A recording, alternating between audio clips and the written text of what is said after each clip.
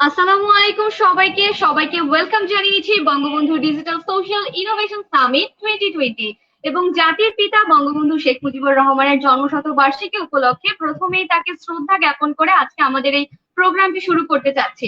এবং আজকের এই প্রোগ্রামটি হচ্ছে রিয়েল ক্যাপিটাল গ্রুপের সৌজন্যে, এছাড়া জয়েন্টলি অর্গানাইজ করছে বিডি, এসআইএফ এবং এক্সেলেন্স বাংলাদেশ। এছাড়া কো অর্গানাইজার হিসেবে আছে আবুল বাশার ফাউন্ডেশন। এছাড়া মিডিয়া পার্টনার হিসেবে রয়েছে বার্তা বাজার এবং রিয়েল নিউজ। এবং এছাড়া আমাদের এই যে প্রোগ্রামটি, আমাদের সারাদিন ব্যাপী কিন্তু সামিটের লাইভ প্রোগ্রামটি হবে এবং এই লাইভ প্রোগ্রামটি দুইটা পেজ থেকে কিন্তু লাইভ টেলিকাস্ট করা হবে সরাসরি, এক্সেলেন্স বাংলাদেশ এবং বিডি, এসআইএফ এবং এই দুইটা ফেসবুক পেজ থেকে কিন্তু আমাদের টেলিকাস্ট করা হবে সরাসরি। এবং আপনারা এই মুহূর্তে আমাদেরকে লাইভে কিন্তু দেখছেন এবং আমরা কিন্তু পুরো লাইভ সেশনটায় ট্রাই করব বিভিন্ন টপিক নিয়ে ডিসকাস করার জন্য। এবং আজকে আমাদের এই যে ডিজিটাল সোশ্যাল ইনোভেশন সামিট 2020, আমরা এটার মূল উদ্দেশ্যই হচ্ছে সামাজিক উদ্ভাবন এবং পরিবেশগত চ্যালেঞ্জ মোকাবেলায় মানুষ এবং ডিজিটাল প্রযুক্তিকে একত্রিত করার লক্ষ্যে কিন্তু আমাদের এই সামিটটা। এবং আজকে যেহেতু বলছিলাম বিভিন্ন জিনিস নিয়ে কথা বলবো, শিক্ষা ক্ষেত্রে উদ্ভাবন নিয়ে কথা বলবো, এছাড়া কৃত্রিম বুদ্ধিমত্তা নিয়ে আমরা কথা বলবো। তো আজকে আমাদের সাথে বিশেষ দুজন অতিথি থাকবে। এই মুহূর্তে একজন অতিথিকে আমরা স্ক্রিনে অলরেডি পাচ্ছি। তো ভাইয়াকে আমরা ওয়েলকাম জানিয়ে নিব। মোস্ট ট্যালেন্টেড একজন person, he is none other than our Arif Nizami ভাইয়া, ফাউন্ডার অফ প্রিমিয়াম ল্যাব, এছাড়া লিড অফ ফেসবুক ডেসি ঢাকা। ভাইয়াকে ওয়েলকাম জানিয়ে নিয়েছি। আসসালামু আলাইকুম ভাইয়া। আসসালামু আলাইকুম সবাইকে। অনেক ধন্যবাদ আমাকে ইনভাইট করার জন্য। Looking forward to this. তো ভাইয়া কেমন আছেন? আলহামদুলিল্লাহ ভালো আছি। আপনি কেমন আছেন? এই তো আলহামদুলিল্লাহ ভালো আছি। তো ভাইয়া আমরা আজকে পুরো এই যে আমাদের এখনকার ইন্ডাস্ট্রিতে আমরা যদি বলি যে যেই দিকটাতে আমরা ধাবিত হচ্ছে, আমরা কিন্তু মোটামুটি উন্নত বিশ্বগুলোর দিকে যদি দেখি বা আমাদের বাংলাদেশ ডিজিটাল বাংলাদেশ করার লক্ষ্যে এগুচ্ছে। তো সেই দিক থেকে আপনি কি মনে করেন যে আর্টিফিশিয়াল ইন্টেলিজেন্সের অবস্থানটা কি, কোন জায়গাটায় আছে, বা আমাদের অবস্থানটা কেমন হওয়া উচিত? অবশ্যই ধন্যবাদ। সো আসলে আমরা এখন প্রযুক্তির যে জায়গায় আছি, আর্টিফিশিয়াল ইন্টেলিজেন্স নিয়ে অনেক বছর ধরেই কাজ হচ্ছে। 1970-80 বা সেই দশক থেকে কাজ হচ্ছে আসলে। কিন্তু এখন যদি আমরা দেখি যে আমরা একটা ফোর্থ ইন্ডাস্ট্রিয়াল রেভলিউশনের মধ্যে আছি। সো আমরা জানি অনেকগুলো ইন্ডাস্ট্রিয়াল রেভলিউশন হয়েছে। সো আমরা এখন যেটাখানে আছি সেটা একটা ফোর্থ ইন্ডাস্ট্রিয়াল রেভলিউশন বলা হচ্ছে এবং এটা অফকোর্স মোস্টলি ডিজিটাল। সো এই যখনই রেভলিউশন গুলো হয়েছে তখন যেটা হয়েছে, ওয়ার্ক ফোর্সে এবং কর্মক্ষেত্রে একটা বিরাট একটা চেঞ্জ চলে এসেছে। ফর এক্সাম্পল আমরা বলতে পারি যখন প্রথম আর কি একটা ইন্ডাস্ট্রিয়াল রেভলিউশন হলো এবং আমরা মানুষ থেকে বেশি মেশিন গুলাতে মানে শিল্পায়ন হলো, সেই পর্যায়ের কথা চিন্তা করতে পারি। সো একটা ম্যাসিভ একটা চেঞ্জ হয়। সো আমরা কিছুটা সেই পর্যায়ে আছি এবং এআই দিয়ে একটা ম্যাসিভ একটা চেঞ্জ হচ্ছে এবং আরো অনেক হবে। সো আমরা দেখবো যে কাজে চেঞ্জ হয়ে যাচ্ছে, আমরা কিভাবে করে আমরা হিউম্যানরা বিভিন্ন জিনিস ডিল করি সেখানে চেঞ্জ হয়ে যাচ্ছে। আমাদের যে ক্যারিয়ার, লাইফ, ওভারঅল সবকিছুতেই একটা বড় ইম্প্যাক্ট পড়বে অবশ্যই। ওকে, তো ভাইয়ার কাছে কি মনে হয় যে আমরা আর্টিফিশিয়াল ইন্টেলিজেন্সকে কিভাবে কাজে লাগাতে পারি আমাদের ক্ষেত্রে? রাইট। সো আসলে ফর এক্সাম্পল টেকনোলজি যেরকম আমরা সব ক্ষেত্রেই কাজে লাগিয়েছি। ফর এক্সাম্পল আমি এখন এডুকেশন চিন্তা করি, আমি এখন হেলথ চিন্তা করি, আমি এখন যে কোনো সেক্টর চিন্তা করি না কেন, ডিজিটাল বা টেকনোলজি কিন্তু কাজে লেগেছে। এডুকেশনে আছে, হেলথে আছে, সব জায়গায় আছে। সো এআইও সামথিং সিমিলার। এটাও কিন্তু সব এরিয়াতে আমরা যেখানে যেখানে চিন্তা করি না কেন, যে যে ক্ষেত্রে আমরা আমাদের লাইফে আসছে না কেন, সব জায়গাতে একটা ইম্প্যাক্ট রাখবে। এবং সব ক্ষেত্রে আমরা দেখবো যে এটার ফলে পজিটিভ অনেক চেঞ্জেস হয়েছে, নেগেটিভও হতে পারে কিছু, কিন্তু মোস্টলি পজিটিভ চেঞ্জেস গুলো হবে ফর শিওর। ওকে, তো এই জায়গাটাতে আমি যদি বলি যে আমরা কাজে লাগিয়ে কতটুকু বেনিফিটেড হতে পারি বা আমাদের প্রফিট কেমন হতে পারে, বা আমরা যদি বলি যে মানে অন্য দেশগুলোর তুলনায় আমরা কতটুকু আগাতে পারবো? অবশ্যই। সো আমরা যেটা একটা পজিটিভ জিনিস ফর বাংলাদেশ আর কি।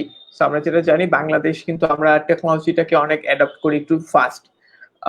ফর এক্সাম্পল আমরা যদি মোবাইল ফোনের কথা চিন্তা করি, আমাদের কিন্তু বাংলাদেশের বেশিরভাগ বাসায় বেশিরভাগ মানুষের কাছে কিন্তু কখনোই ল্যান্ড ফোন ছিল না। আমরা কিন্তু একটা লিপ ফ্রগ করে, আমরা একটা জাম্প করে আমরা কিন্তু মোবাইল ইউজার হয়ে গেছি সবাই। কিন্তু বাইরের অনেক দেশ, পশ্চিমা দেশ, সেখানে কিন্তু টেকনোলজিটা কিন্তু একটা পর্যায়ের পর পর্যায়ে গিয়েছে। ফর এক্সাম্পল সেখানে আগে টেলিগ্রাম ইউজ হয়েছে, তারপর হচ্ছে টেলিফোন ব্যবস্থা ছিল, সব বাসায় টেলিফোন এসেছে এবং তারপরে তারা মোবাইলে অ্যাডাপ্ট করেছে। আমরা কিন্তু এদিক থেকে কিছুটা পজিটিভ। আমাদের জন্য কিন্তু সেই ওয়েভের জন্য বা সেই ধাপগুলোর জন্য অপেক্ষা করতে লাগে না। আমরা কিন্তু খুব ফাস্ট অ্যাডাপ্ট করতে পারি। বাংলাদেশের মানুষ এবং এই পুরো সাউথ এশিয়ার মানুষ যদি চিন্তা করি, আমরা টেকনোলজি ব্যবহার করতে খুব পছন্দ করি। টেকনোলজি নিয়ে কোনো ভীতি নাই। ফর এক্সাম্পল বাইরে ইউরোপে আপনি যদি দেখেন এখনো অনেক জায়গাতে এরকম ভয় ছড়ানো হচ্ছে যে মেবি 5G এর কারণে করোনা হচ্ছে। সো এর অনেক অনেক রিউমার বা ফেক নিউজ এরকম আছে। বাংলাদেশে কিন্তু সেরকম নাই। আমরা কিন্তু টেকনোলজিকে পজিটিভলি দেখি এবং এটাকে পজিটিভলি আমরা লাইফে কিভাবে ইমপ্যাক্ট করতে পারবো সেটা দেখি। সো আমাদের কাছে এটা একটা বিরাট সুযোগ অপরচুনিটিটাকে নেওয়া। এবং একটা পজিটিভ ব্যাপার হচ্ছে যে আমাদের কিন্তু হিউম্যান রিসোর্স অনেক বেশি, ম্যান পাওয়ার মানে জনসংখ্যা বেশি তুলনামূলক। এবং আরেকটা ইন্টারেস্টিং হচ্ছে যে এই জনসংখ্যার মধ্যে ইউথ বেশি। সো আমাদের প্রায় 65% হচ্ছে পিপল যারা আন্ডার 30। সো এই ক্ষেত্রে যেটা হয় আমরা সবাই নতুন কিছু শিখছি। সো আমাদের ক্যারিয়ার শেপ করার জায়গাটা অনেক বেশি। আপনি যদি কিছু দেশ দেখেন, জাপান দেখেন বা ইউরোপের অনেক দেশ দেখেন, সেখানে কিন্তু জনসংখ্যার বয়সের সংখ্যা গড় অনেক বেশি, 40-এর উপর বা 50-এর কাছাকাছি। তো তাদের জন্য নতুন কিছু অ্যাডাপ্ট করে সেখান থেকে গ্রো করা অনেক টাফ। সেটার তুলনায় আমাদের কাছে কিন্তু এটা অনেক বেশি ইজিয়ার, কারণ আমরা সবাই যে ক্যারিয়ার শুরু করছি না কেন সবাই প্রথম দিকে আছি। তো আমাদের কাছে এটা অনেক বেশি ইম্প্যাক্টফুল হবে যদি ইফ উই ইউজ ইট আর কি পজিটিভলি। আমরা যদি সবাই সেটাকে সেভাবে নেই এবং এটাকে ফোকাস করে আগাই, তাহলে এখানে কাজ করার অনেক সুযোগ আছে অবশ্যই। তো আমি যদি এখানে জানতে চাই যে ইউথদের আসলে কতটুকু কাজে লাগানো সম্ভব হচ্ছে আমাদের এই প্রেক্ষাপটে, এই সিচুয়েশনে? রাইট। সো কাজ কিন্তু হচ্ছে। সো আমরা যেরকমটা জানি আমাদের একটা বড় জনসংখ্যা কিন্তু ফ্রিল্যান্সিং করে, রাইট? সো অনেকে একদম। বাসা থেকে কাজ করছে এবং অনেক ভালো ইনকাম করছে। শুধু ঢাকা না, অনেক ঢাকার বাইরেরও অনেক জায়গা থেকে কিন্তু ইউথরা কিন্তু এই কাজগুলো করছে। এবং সরকারও অনেকগুলো ট্রেনিং এর ব্যবস্থা করেছে যাতে করে ইউথদেরকে ট্রেনিং করা যায় এবং তাদেরকে এনগেজ করা যায় বিভিন্ন কাজে। সো সেটা হচ্ছে, কিন্তু এটা কিন্তু আমাদের এখানে যেরকম কাজ হয় আসলে ফ্রিল্যান্সিং এ বা অনলাইনে ডিজিটালি, তো সেগুলো দেখা যায় একটু লো মার্জিনের কাজ। ফর এক্সাম্পল একটু ইমেজ এডিট করা অথবা একটু টাইপিং করা, যেগুলো হাই ভ্যালু কাজ না আসলে। হ্যাঁ, সো ফর এক্সাম্পল এআই এর বা data related, data analysis, machine learning, এই কাজগুলো কিন্তু অনেক হাই ভ্যালু কাজ। হাই ভ্যালু মানে হচ্ছে ফর এক্সাম্পল আপনি 1 ঘন্টা কাজ করলে আপনি যদি একটা ফটো এডিটিং করে $5 $10 পান, আপনি যদি একটা এআই এর এমএল মেশিন লার্নিং এই কাজ করেন, তাহলে কিন্তু আপনি $100 $50 অনেক বেশি, মানে 5 গুণ 10 গুণ ইনকাম করার সুযোগ আছে। তো সেই জায়গাটাতে কাজ করতে হবে। আমাদের ইউথদের বুঝতে হবে যে আসলে আমরা কোন দিকে যেতে চাই। এবং দুইটা জিনিস, একটা হচ্ছে যে ইজি যেটা পাওয়া যায় সেটা কিন্তু সবাই করতে চায়। ফর এক্সাম্পল যে কাজটা করা অনেক ইজি, সবাই এটা করতে চায়। একদম। কিন্তু যে কাজটা করা একটু কঠিন, সেটা নিয়ে কম্পিটিশন অনেক কম থাকে কিন্তু রিওয়ার্ড অনেক বেশি থাকে। সো এই দৃষ্টিভঙ্গি বদলানোর একটা ব্যাপার আছে যে কিভাবে করে আমি লং কি ফিউচারটা আমি দেখবো, খুব জলদি জাম্প না করে যে কোনো কিছুর জন্য আমি ফিউচার দেখে ওভাবে করে আঁকাবো, সেটার পর্যাপ্ত পরিমাণ সুযোগ আছে। আচ্ছা, এখানে যদি আমি জানতে চাই যে আসলে অনেকেই বলে যে ফ্রিল্যান্সিং করতে গেলে অনেকটা দীর্ঘ সময় বসে থাকতে হয়। তো অনেকেই দেখা যায় যে এই দীর্ঘ সময়টা পার করে না, আবার দেখা যায় অনেক সময় হয়তোবা তারা যেই প্রযুক্তি ইউজ করতে চাচ্ছে বা তারা যেই টেকনোলজি গুলো চাচ্ছে সবগুলো হয়তোবা অ্যাভেলেবল নাও হতে পারে আমাদের দেশে। তো দেখা যায় যে এক একজনের প্রেক্ষাপটে হয়তোবা সবার কাছে সবকিছু অ্যাভেলেবল নাও হতে পারে। সেক্ষেত্রে বাইন্ডিংস হয়ে দাঁড়াচ্ছে এই জিনিসটা, আপনার কাছে কি মনে হয়? বা আমাদের ওভারকাম অবশ্যই কি করা উচিত সেক্ষেত্রে? অবশ্যই। সো আমাদের রন ভাইয়া চলে সাথে এসেছেন মনে মেবি হচ্ছে। সালামালাইকুম আমাদের ভাইয়া। সাথে অলরেডি ভাইয়াকে একটু ইন্টারাপ্ট করছি আমরা। আমাদের সাথে অলরেডি ডন ভাইয়া জয়েন করে ফেলেছেন, তো ভাইয়াকে ওয়েলকাম জানিয়ে নিচ্ছি।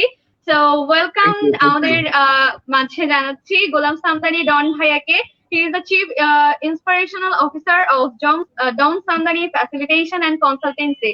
তো ভাইয়াকে ওয়েলকাম জানিয়ে নিচ্ছি, যদিও বা কিছুটা লেট আমরা পেয়েছি ভাইয়াকে, বাট বাকিটা সময় পাচ্ছি বলে অনেক খুশি আমরা। তো ভাইয়া কেমন আছেন? আমি খুব ভালো আছি। আসলে কিছুটা লেট না, অনেকই লেট। এটা আমার এন্ড থেকে, আমার এন্ডে সম্পূর্ণ ফল্ট। মানে এটা আমার এন্ডে একটা মিসকমিউনিকেশন হয়ে গেছে। তো I am very sorry, I deeply apologize.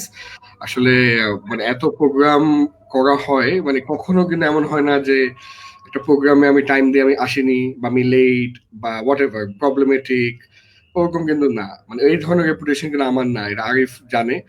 But আজকে একটা মিসকমিউনিকেশন হয়ে গেছে। যাই হোক, তো এটা সম্পূর্ণ আমার ফল্ট। ওকে। Thank you. আপনারা মনে হয় সামহাউ আমার ওয়াইফকে ফোন দিয়েছেন, না হলে আমি মানে সামহাউ এটা একটা মিসকমিউনিকেশন হয়েছে যে আমার আজকে আচ্ছা, নো প্রবলেম। আমরা বাকিটা সময় যেহেতু পাচ্ছি ভাইয়াকে, অবশ্যই আমরা এতে অনেক হ্যাপি। সো ভাইয়া আসলে ভাইয়ার কাছে আমরা অনেক কিছু জানার আছে, কারণ আজকে আমরা শিক্ষা ব্যবস্থায় উদ্ভাবনী আমাদের কি হতে পারে, বা আমাদের কৃত্রিম বুদ্ধিমত্তাটাকে আমরা কিভাবে আমাদের এই সামাজিক প্রেক্ষাপটে আমরা ইউজ করতে পারি, বা আমাদের ডিজিটাল বাংলাদেশ গড়ার যে আমরা স্বপ্ন দেখছি, তো আসলে সেই জায়গাটা আমরা আমাদের এই প্রযুক্তিটা আমাদের কতটুকু হেল্প করছে, বা আমাদের কি রকম আমাদের অ্যাপ্রোচ হওয়া উচিত ইন দ্য ফিউচারে। তো এই ওভারঅল একটা ডিসকাশন আমরা আজকে করবো। তো আরিফুল নিজামী ভাইয়ের কাছে অলরেডি আমরা একটা কোশ্চেন করেছিলাম, ভাইয়ের কাছে যাবো, যেহেতু ডন ভাই আমাদের সাথে এসেছেন। আরিফ ভাইয়ের কাছে আমি কোশ্চেনটা রেখে যাচ্ছি। ভাইয়ের কাছে ডন, you talk with finish with Arif, আমি তো আছি, finish with না Arif. না, আমরা অনেকগুলো ডিসকাশন অলরেডি করে ফেলেছি আমাদের পার্টের, so maybe I can join letter on as well. আমি আসি, সমস্যা নেই। আচ্ছা, সো ডন ভাইয়ের কাছে আমি প্রথমেই জানতে চাইবো যে ভাইয়া তো অনেক ট্রেনিং নিয়ে কাজ করছেন, অনেক ইউথদের নিয়ে আসলে কাজ করা হচ্ছে। তো এই ক্ষেত্রে আমি যদি বলি, আমরা কিন্তু এই প্যান্ডামিক সিচুয়েশনে সবাই কিন্তু অনলাইন ক্লাসগুলো করছি। তো আপনার কাছে কি মনে হয় যে অনলাইন ক্লাসগুলোকে আপনি কিভাবে দেখছেন, বা আমরা আসলে কতটুকু স্কিল ডেভেলপ করতে পারছি? আচ্ছা, আমার কাছে মনে হয় যে মানে পৃথিবী বা জীবনের প্রত্যেকটা জিনিসই যেমন পজিটিভ এবং নেগেটিভ থাকে, অনলাইন ক্লাসেরও সেম। তবে প্রবাবলি পজিটিভের সংখ্যাটা হয়তো আমি বেশি বলবো। কেন? কারণ হচ্ছে যে এটা যে স্কেলেবিলিটি, যে আপনি ঢাকা থেকে একজন একটা টিচার ক্লাস নিচ্ছে, যদি ইন্টারনেট কানেক্টিভিটি থাকে, যেটা একটা বিশাল প্রশ্ন, যদি থাকে তাহলে কিন্তু সারা বাংলাদেশের স্টুডেন্টরা ওই বেস্ট যে টিচারটা ওই সাবজেক্টে ওই টিচারের ক্লাসটা করতে পারছে। এখানে কোনো লিমিটেশন নেই। কদিন আগে কেয়ার বাংলাদেশে আমি একটা ট্রেনিং করালাম, সারা বাংলাদেশ থেকে 300 লোক ছিল জুমের মাধ্যমে ট্রেনিংটার মধ্যে। তো এটা তো আমি আর চিন্তাই করতে পারি না যে একটা ট্রেনিং হবে, এবং এটা কিন্তু মানে ওয়ান ওয়ে বক্তৃতা, it was not training, it was interactive with 300 people, because এই জুমের প্ল্যাটফর্মে কোনো লিমিটেশন তো নাই যে সিট আনো, রুম ভাড়া করো, 300 লোকের জন্য 5টা প্রজেক্টর আনো, লাঞ্চ খাওয়াও, নাস্তা খাওয়াও, কোনো কিছুই নাই। হ্যাঁ, এবং কস্ট আপনি চিন্তা করেন, ক্লায়েন্টের আগে 300 লোকের ট্রেনিং করাতে হলে কস্ট লাগতো হয়তো 10 লাখ টাকা, এখন ক্লায়েন্ট এটাকে হয়তো মানে এটা 10 ভাগে 1 ভাগে করে ফেলছে। তো same goes for any kind of online education. তো এটা একটা বিশাল অ্যাডভান্টেজ। ডিসঅ্যাডভান্টেজ যেটা হয় যে কক্সবাজারে যে ছিল, ওখানে ঝড় বৃষ্টি হচ্ছিল, সে বারবার কেটে যাচ্ছিল এবং বারবার সে আসছে, বারবার ইন্টারাপ্ট করছে। So that was a problem. তো এখন with the entire world, with everything moving into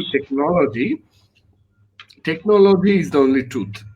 মানে এটা আমাদের মানতে হবে। একটা সময় ছিল অয়েল অ্যান্ড গ্যাস, এরপরে আসলো ব্যাংকিং অ্যান্ড ফাইন্যান্স, এবং এখন হচ্ছে টেকনোলজি। তো সবকিছুই tech, edutech, health tech, agritech, সবকিছু যেখানে টেক আসবে।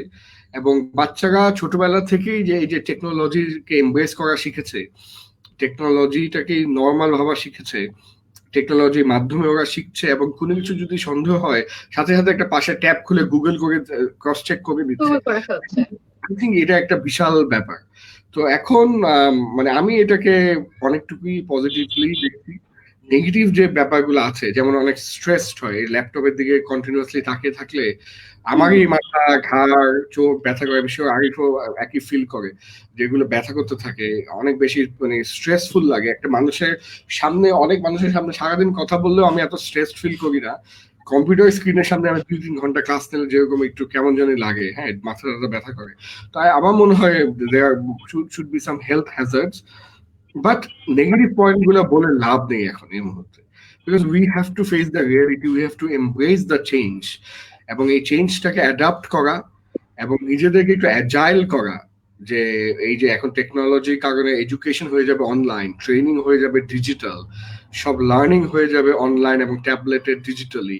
হ্যাঁ, ফিজিক্যাল বইয়ের সংখ্যা কমে আসবে, আমি বলছি না এক্সটিংক্ট হয়ে যাবে, কমে আসবে, বিকজ সবকিছু ডিজিটাল ভার্সন, পিডিএফ ভার্সন চলে আসবে, এবং প্রবাবলি এটাই হবে একটা নিউ মার্কেট, বা এটাকে নতুন ভাবে মার্কেটিং করতে হবে। তো এগুলা বাস্তবতা, এবং এটা স্বাভাবিক, এবং এটা আমাদের সবাই এমব্রেস করা উচিত, সবাই মেনে নেওয়া উচিত। এটার থেকে যতটুকু অ্যাডভান্টেজ নেওয়া যায় ওই অ্যাডভান্টেজ গুলো নেওয়া উচিত।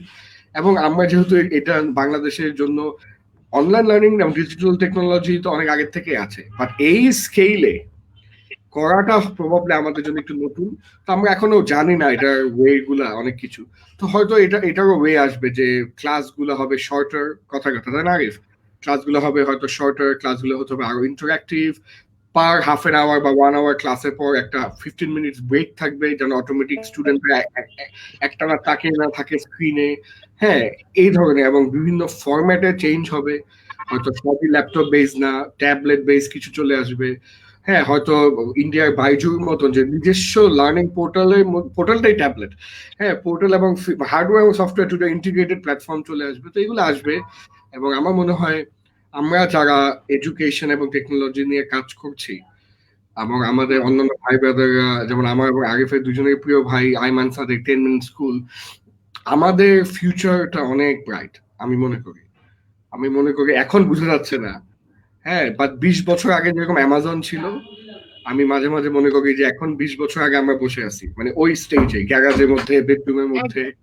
হ্যাঁ, নেক্সট 10 বছরে এবং নেক্সট 20 বছরে we will become very big. এটা আমি মনে করি, এটা স্বপ্ন দেখি। জানি না আরিফ, স্বপ্ন দেখা ঠিক আছে নাকি? না অ্যাবসলিউটলি, অবশ্যই। আমার একটা কোশ্চেন ছিল আপনার কাছে, আমি তো আপুকে ইন্টারেক্ট করি। সো আপনি তো আপনার সেশনে চমৎকার ইন্টারঅ্যাক্টিভ আইস ব্রেকিং গুলো করতেন, এন্ড অনেক ভিডিও আমরা দেখেছি। সো এখন কি ওগুলো ডিজিটালি কোনো রূপান্তর হয়েছে কিনা কোনো? আমি চেষ্টা করছি, তবে ফিজিক্যাল একটা ব্যাপার আছে না? হ্যাঁ, মনে করো ইটস লাইক এ ডেট, বুঝছো? তুমি তোমার গার্লফ্রেন্ডের সাথে যতই ভিডিও চ্যাট করো, যত যাই করো, হ্যাঁ, তুমি যদি ওই মানে মানে ধানমন্ডি মুক্ত মঞ্চে বসে, হ্যাঁ, ওই ফুচকা নিয়ে যদি না বসো, মানে ওই যে ফিলটা, ওই কিকটা তো নাই, তুমি যতই ফোনে কথা বলো না কেন। ঠিক আছে, ইটস লাইক প্রেম করার মতোই। তো আমার পার্টিসিপেন্টদের সাথে আমার অনেক প্রেম। এখন দেখা যায় যে ট্রেনিং এর মধ্যে আমরা যেরকম গেমস করতাম, অ্যাক্টিভিটি করতাম, রোল প্লে করতাম, সিমুলেশন করতাম, হ্যাঁ, এগুলা এখন কিছু করা যাচ্ছে না, but I am trying to evolve. মানে আমি ফিজিক্যাল আইস ব্রেকার না করে আমি হয়তো কুইজ দেই। হ্যাঁ, যে প্রেজেন্টেশনের মধ্যে কুইজ গুলো ইন্টিগ্রেট করতেছি, যে ধরো একটা জিনিস পড়ানোর পর আমি বলি, okay guys, time for a quiz. ওরা একটা কুইজ দেই, 1 2 3 লেখা থাকে, ওরা চ্যাট বক্সে লিখে 1 2 বা 3, এভাবে করি। মাঝে মাঝে মিউজিক টিউজিক ছাড়ি, স্ক্রিন শেয়ার করে ভিডিও দেখাই। হ্যাঁ, এই কয়টা জিনিস আপাতত করতে পারতেছি। বাট আমার বন্ধু তৌসিফ, তুমি হয়তো চিনো, ভার্টিক্যাল হরাইজন বাংলাদেশের অন্যতম বড় English medium coaching centre, vertical হরাইজনের মালিকও এবং খুবই ক্লোজ ফ্রেন্ড আমার। ও দেখি কি জানি আরো অ্যাপ ইউজ করে, যেটা আমি এখনো শিখি নাই। ও হোয়াইট বোর্ডের মতো কি যেন অ্যাপ ইউজ করে, যেটার মধ্যে ও একটা ডিজিটাল হোয়াইট বোর্ডের মতন বানায়, ওখানে লিখে টিখে আঁকে কি করে। তো ওগুলা আমার শিখতে হবে। বাট ডেফিনেটলি, মানে I am also enjoying this. আমি অন্যরা অনেকে এটাকে যেরকম প্যারা হিসাবে নিছে, আই ফিল যে এটা একটা ওয়ান্ডারফুল অপরচুনিটি, খুবই নতুন কিছু শেখা, এবং নিজেকে এবং নিজের স্টাইলকে টোটালি রিইনভেন্ট করা। You know what I mean? তো এই আর কি। তো ইনশাআল্লাহ দেখি কি হয়। আই থিংক এখানেও we will be able to sort of, because you the interaction বা এনগেজমেন্ট ইনসাইড মি, বুঝছো? যেহেতু এটা আমার ভিতরে, এটা যেহেতু আমার স্টাইলটাই হচ্ছে এনগেজমেন্ট বেসড লার্নিং এ, উনি বাংলাদেশে মানে whatever, he is very good. তো ওই জায়গা ওটা সামহাও হয়তো ফুটে উঠবেই। ইনশাআল্লাহ। আমি আরিফ ভাইয়ের কাছে যেতে চাচ্ছিলাম। ভাইয়ার কাছে আমার কোশ্চেন ছিল যে ভাইয়া, আমরা অনেকেই ভাবি যে ফ্রিল্যান্সিং করতে গেলে একটা দীর্ঘ সময় লাগে, বা অনেকের হয়তো বা দেখা যায় যে প্রযুক্তির ইউজ প্রপারলি করতে পারছে না, হয়তো বা সবকিছু অ্যাভেলেবল থাকে না। তো সেই ক্ষেত্রে আসলে আপনি কি ভাবেন, বা এই জিনিসটা আসলে কিভাবে আমরা ওভারকাম করতে পারি? অ্যাবসলিউটলি। সো আমার কাছে মনে হয় না যে আসলে কোনো কিছু অ্যাভেলেবেল থাকে না, আমি এটা বিশ্বাস করি না। বিশ্বাস করি যে সবই অ্যাভেলেবেল আছে, বাট হচ্ছে খুঁজে নিতে হবে, এবং কার কতটা প্যাশন, কতটা প্রয়োজন, হাঙ্গার কতটা, এটার উপর ভিত্তি করে সে খুঁজে নেয় আসলে। সো আমরা দেখেছি একটা চমৎকার একজন ফ্রিল্যান্সার আছেন, বয়স অনেক কম আমাদের থেকে, মেবি বয়স লাইক 21-22 হবে, আমার থেকে মেবি লাইক 8-9-10 বছর ছোট। সো সেটা একটা দুরারোগ্য ব্যাধিতে আক্রান্ত হয়েছে, এবং তার হাত পা কিছুই কাজ করে না আসলে। একটা হাতে 2টা আঙ্গুল শুধু কাজ করে, সেটা দিয়ে কিন্তু সে ফ্রিল্যান্সিং করছে, এবং বিশ্বের অনেক জায়গায় পেওনিয়ার বা এরকম অনেক বড় প্ল্যাটফর্মে কিন্তু ফিচার্ড হয়েছে ফ্রিল্যান্সিং করার কারণে, এবং ভালো পরিমাণে ইনকাম করছে। সো এটা হচ্ছে যে হোয়াট ইউর প্যাশন ইজ, আপনি যদি প্যাশনেট থাকেন তাহলে কিন্তু you will find your way, সেখানে কেউ আটকাতে পারবে না। এবং এখন একটা ইন্টারনেট সহ একটা ফোনের দাম 4-5 হাজার টাকায় ফোন পাওয়া যায়, রাইট? অনেক জায়গাতে, অনেক ইউনিভার্সিটিতে বা বাসাতেও অনেক সময় কিন্তু ইন্টারনেটের ফ্রি ইন্টারনেটের ব্যবস্থা ছিল কয়দিন আগেও। এখনো কিন্তু কেউ যদি চায়, আমাদের এখানে কিন্তু ওই যে ইয়া চলে অনেক, ফর এক্সাম্পল আমার রিসোর্সেস গুলো পেন ড্রাইভে শেয়ার করে দিলাম, বা আমাদের ইয়া থাকে আইএসপি তে কিন্তু এখনো এফটিপি সার্ভার থাকে, ওখান থেকে অনেক রিসোর্সেস পাওয়া যায় অ্যাভেলেবল। তো শেখার জন্য কমতি কিছুই নাই, ইউটিউবে সব ধরনের কোর্স আছে অ্যাভেলেবল, এটা নিয়ে কোনো সন্দেহ নাই। যেটা প্রয়োজন সেটা হচ্ছে মানে ধৈর্যটা, এবং হচ্ছে রাইট মেবি একটু মেন্টরশিপ অবশ্যই দরকার। তো এটার জন্য যেটা করতে হয় যে অবশ্যই ওপেন থাকতে হবে, যে আমি মানে যেখান থেকেই পারি না কেন সব জায়গা থেকেই শেখার অনেক কিছু আছে। আমি যদি নিজেকে বন্ধ করে ফেলি যে হ্যাঁ আমি সব কিছু জেনে গেছি, মানে তখন থেকে কিন্তু গ্রোথটা আটকে যাবে। আমি হতে পারে আমি একটা টেকনোলজি ভালো জানি, কিন্তু আমার কিন্তু কমিউনিকেশন ইমপ্রুভ করার অনেক জায়গা আছে। আমাদের দেশে এটাই কিন্তু একটা ল্যাকিং, কমিউনিকেশনটা কিন্তু খুবই গ্যাপ। আমরা মেবি প্রযুক্তি পারি, আমি মেবি ওয়েবসাইট বানাতে পারি, ডিজাইনিং পারি, কিন্তু আমি একটা জিনিসকে কিভাবে করে প্লেস করব যাতে করে আমার প্লেসমেন্টটা ভালো হয়, আমি নেগোশিয়েটটা কোন পয়েন্টে করব, কি লেভেলে করব, কি করলে মানুষ বিরক্ত হবে না, কোথায় থামতে হবে কমিউনিকেশনে, এই ব্যাপারগুলো, কমন সেন্স এর ব্যাপারগুলো আসলে অনেক ঘাটতি আছে। তো সেই ব্যাপারগুলোতে ইমপ্রুভ করতে হবে। এই যে ডন ভাইয়ের অনেক ভিডিওস আছে ইউটিউবে আমি দেখেছি, এবং আইমানের অনেক ভিডিওস আছে। আমরা আমাদের অফিসের এমপ্লয়িকে ওই ভিডিও গুলো দেখাই, কারণ হচ্ছে যে কমিউনিকেশনের অনেক বেসিক এভরিথিং কিন্তু সেখান থেকে উঠে আসে। তো এই জিনিসগুলো আসলে মানে কাজ করার অনেক প্রয়োজন আছে, বিশেষ করে কমিউনিকেশন। সো ভাইয়ের কাছে জানতে চাইবো যে ভাইয়া আর্টিফিশিয়াল ইন্টেলিজেন্সের যেমন আমাদের উপকারিতা আছে, আমরা অনেকভাবে বেনিফিটেড হচ্ছে, ঠিক তেমনি কিন্তু দেখা যায় যে এর উল্টো সাইডটাও কিন্তু আছে। কথা আমরা জানি যে প্রত্যেকটা ভালো সাইডের কিন্তু উল্টো সাইড আছে, ঠিক সেম ভাবে কিন্তু আর্টিফিশিয়াল ইন্টেলিজেন্সের কিন্তু একটা বিরূপ প্রতিক্রিয়া আছে। তো এই জিনিসটা আপনি কিভাবে দেখছেন, বা কতটুকু আসলে আমরা ওভারকাম কিভাবে করতে পারি, এই জিনিসটা নিয়ে যদি আমাদের বলতেন। আচ্ছা, আমি একটা ইন্টারেস্টিং কনসেপ্ট শেয়ার করি, মেবি এটা নিয়ে একটা ইন্টারেস্টিং একটা পর্যায়ে পৃথিবীতেও ডিসকাশন হবে।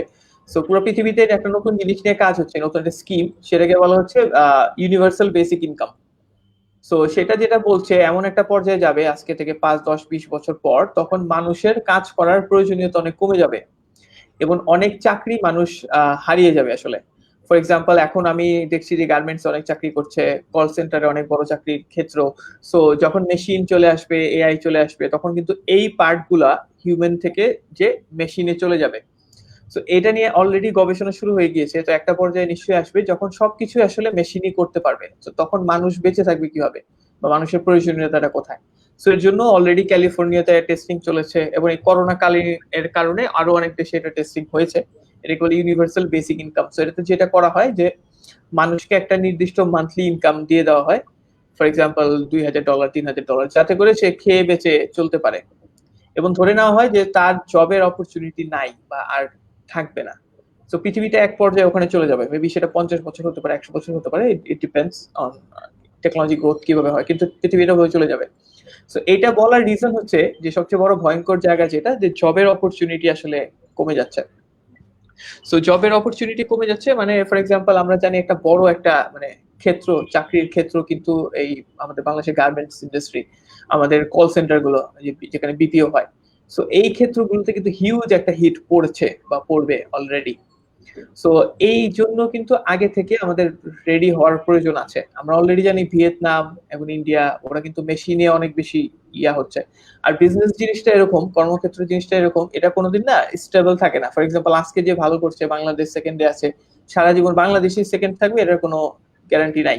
কালকেই something new will happen and someone new will come. এটাই লাইফের নিয়ম। কেউই মানে আলটিমেট উইনার কেউ হয় না কখনোই কোনো এই গেমে, লাইফের গেমে। সো এই জন্য বাকিরা কিন্তু তাহলে নেক্সট জিনিস নিয়ে কাজ করছে। সো আমরা যদি সেই নেক্সট জিনিসটা নিয়ে কাজ না করি, আমরা এখন যেটা আছে সেটা নিয়ে খুশি থাকি, তাহলে কিন্তু মেবি 5-10 বছর পরে কিন্তু উই উইল সাফার, আমাদের একটা বড় হিউম্যান রিসোর্স কিন্তু চলে যাবে।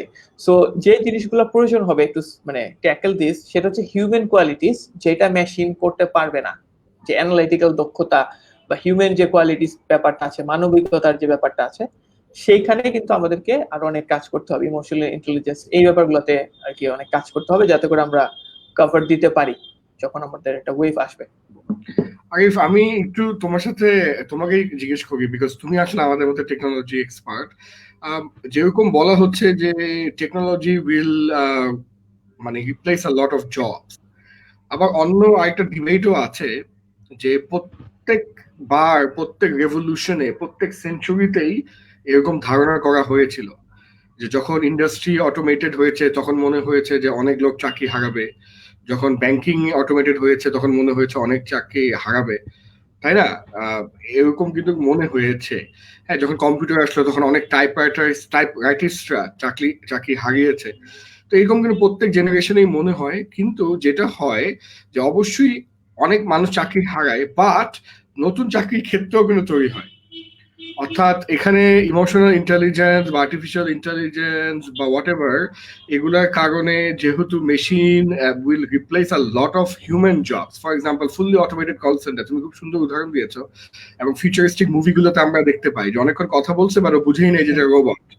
হ্যাঁ, মানে এত মানে প্রত্যেক কোশ্চেনের আনসার দিয়ে দিয়ে এটাকে প্রোগ্রাম করা।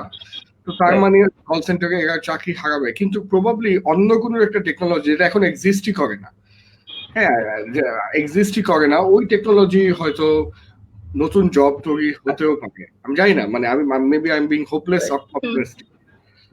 না, আই টোটালি এগ্রি, অবশ্যই। কিন্তু যেটা দেখা যায় আসলে, সো মানে পরিমাণ সংখ্যার কথা যদি আমরা চিন্তা করি তাহলে সেটা ডিফারেন্ট হয়। আমরা যদি আগের কথা চিন্তা করি, ফর এক্সাম্পল এই মানে গার্মেন্টস এর জায়গায় মেশিন এসেছে, কিন্তু আমরা এই মেশিন তৈরি করার জন্য কিন্তু আবার আরেকটা কারখানা হয়েছে, কিন্তু ওই নাম্বার কিন্তু সেম না, ওই নাম্বার কিন্তু ওখানে একটু কম, এবং ওই ওয়ার্কাররা কিন্তু আরেকটু বেশি নলেজ স্কিল, কারণ যে হচ্ছে যে মেশিন জোড়া লাগাচ্ছে তার স্কিলটা একটু বেশি, যে ফর এক্সাম্পল কাপড়ে সেলাই করছে, মানে টেকনোলজিক্যাল স্কিল। তো সেটার জন্যই আমাদেরকে ওই ব্যাপারগুলো তো আগে যেতে হবে।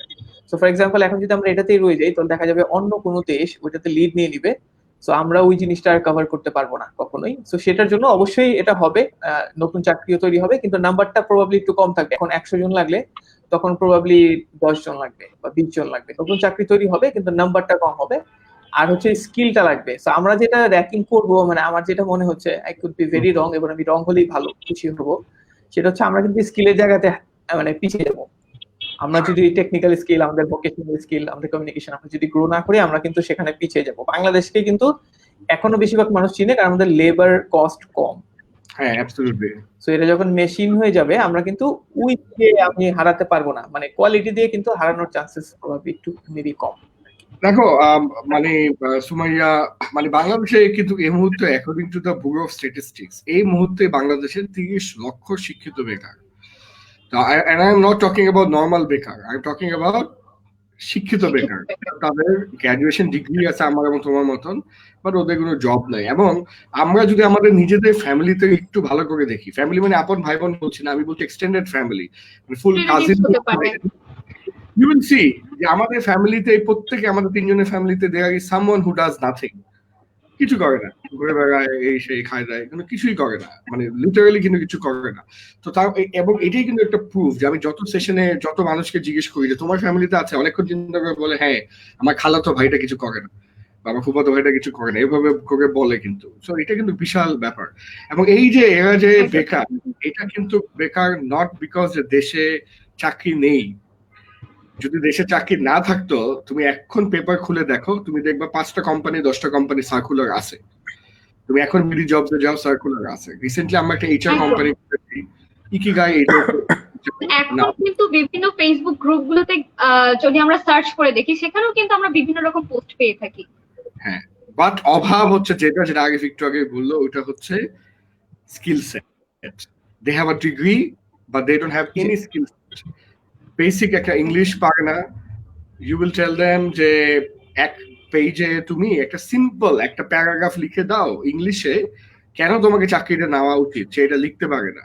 একটা ইমেল লিখতে পারে না, বেসিক গ্রুমিং এটিকেট জানে না। তুমি এই লোকটাকে কিভাবে নিবা? কিভাবে তুমি নিবা? তুমি নিয়ে কি করবা? ক্যান ইউ টেল দেম যে একটা ব্যাংকের এলসির জন্য একটা অ্যাপ্লিকেশন লিখো, ক্লায়েন্টকে একটা প্রপোজাল পাঠাও, সেটা একটা ইমেইলে লিখতে পারে না। তো এই লোকটাকে তুমি কি নিতে পারবা?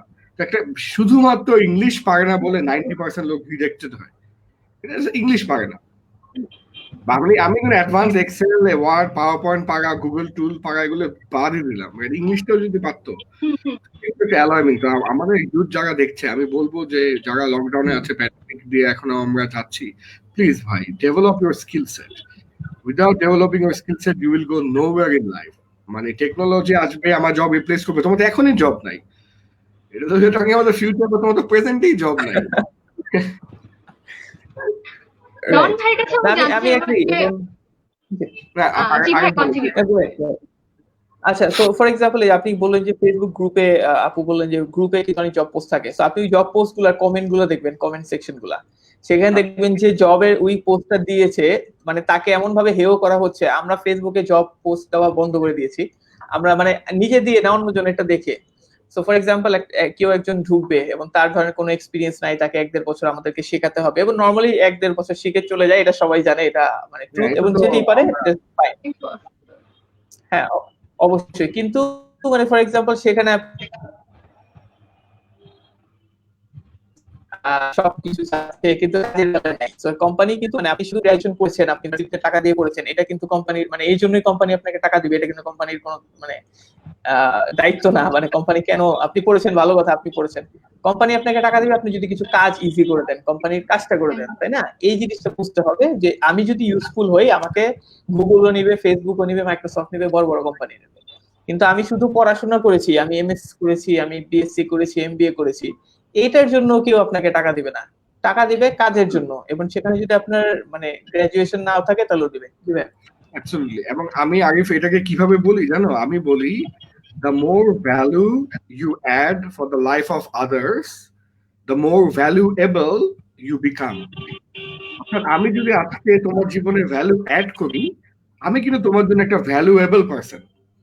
আমি যদি তোমার জীবনে কোনোই ভ্যালু অ্যাড না করি, আমি কিন্তু টোটালি ভ্যালুলেস পারসন। এই জিনিসটা অনেক সময় বোঝে না।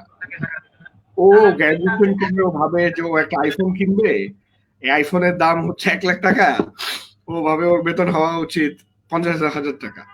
কিন্তু ওর যে আউটপুট নাই, এবং আমাদের জব মার্কেটে একটা ফ্রেশ গ্র্যাজুয়েটের বাস্তবতা হচ্ছে 20,000 টাকা, কথা মার্কেট রিয়ালিটি, বা 25,000 টাকা, এটা বোঝে না।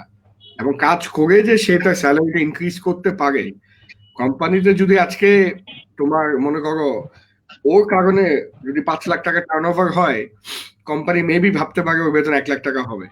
কথা আমি উদাহরণ বলছি, ডিপেন্ড করে কি ধরনের ইন্ডাস্ট্রি, হ্যাঁ। বাট ওর টার্নওভার যদি না থাকে, তাহলে কোম্পানি কোথা থেকে টাকাটা দিবে? এই বাস্তবতা গুলা অনেক সময় বোঝে না। তো আমাদের টিচারদের উচিত যে এগুলাকে একটু বোঝানো, job market reality is very different than what you think it is.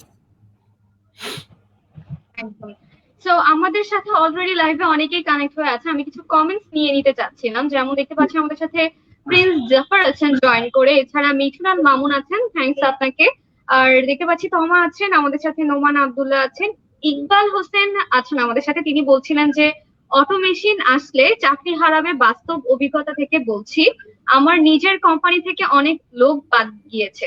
আচ্ছা, এখানে একটা জিনিস আমি বলবো যে আমি একটা স্ট্যাটিস্টিক্সে দেখেছি, সেটা হচ্ছে এই যে কৃত্রিম বুদ্ধিমত্তা বা আর্টিফিশিয়াল ইন্টেলিজেন্স আসার কারণে হয়তোবা 7 মিলিয়ন মানুষ তাদের চাকরি হারানোর সম্ভাবনা আছে। সেক্ষেত্রে আবার নতুন কর্মসংস্থান তৈরির হওয়ার সম্ভাবনাও কিন্তু 7.5 মিলিয়ন আছে। তো এই ক্ষেত্রে আরিফ ভাইয়ের কাছে জানছে, ভাইয়া এই জিনিসটা আসলে কিভাবে দেখছেন? যে আমি যতটুকু জানি যে যতটুকু আমাদের চাকরি হারানোর সম্ভাবনা আছে, ঠিক ততটুকু হলেও, তার থেকে একটু বেশি হলেও নতুন চাকরির সম্ভাবনাও কিন্তু তৈরি হচ্ছে। তো সেই দিক থেকে আমাদের যারা বাংলাদেশে যারা ইউথরা রয়েছে, তাদের আসলে কি কি দক্ষতা এই সময়টায় গড়ে তোলা উচিত ইন ফিউচারে, যেটা আমাদের জন্য, যাতে আমরা খুব তাড়াতাড়ি কোপ আপ করে নিতে পারি? আমি একটু বলবো, কিন্তু এটা ডন ভাইয়ের স্পেশালি, ভাইয়া আরো স্পেশাল ভাবে বলবেন।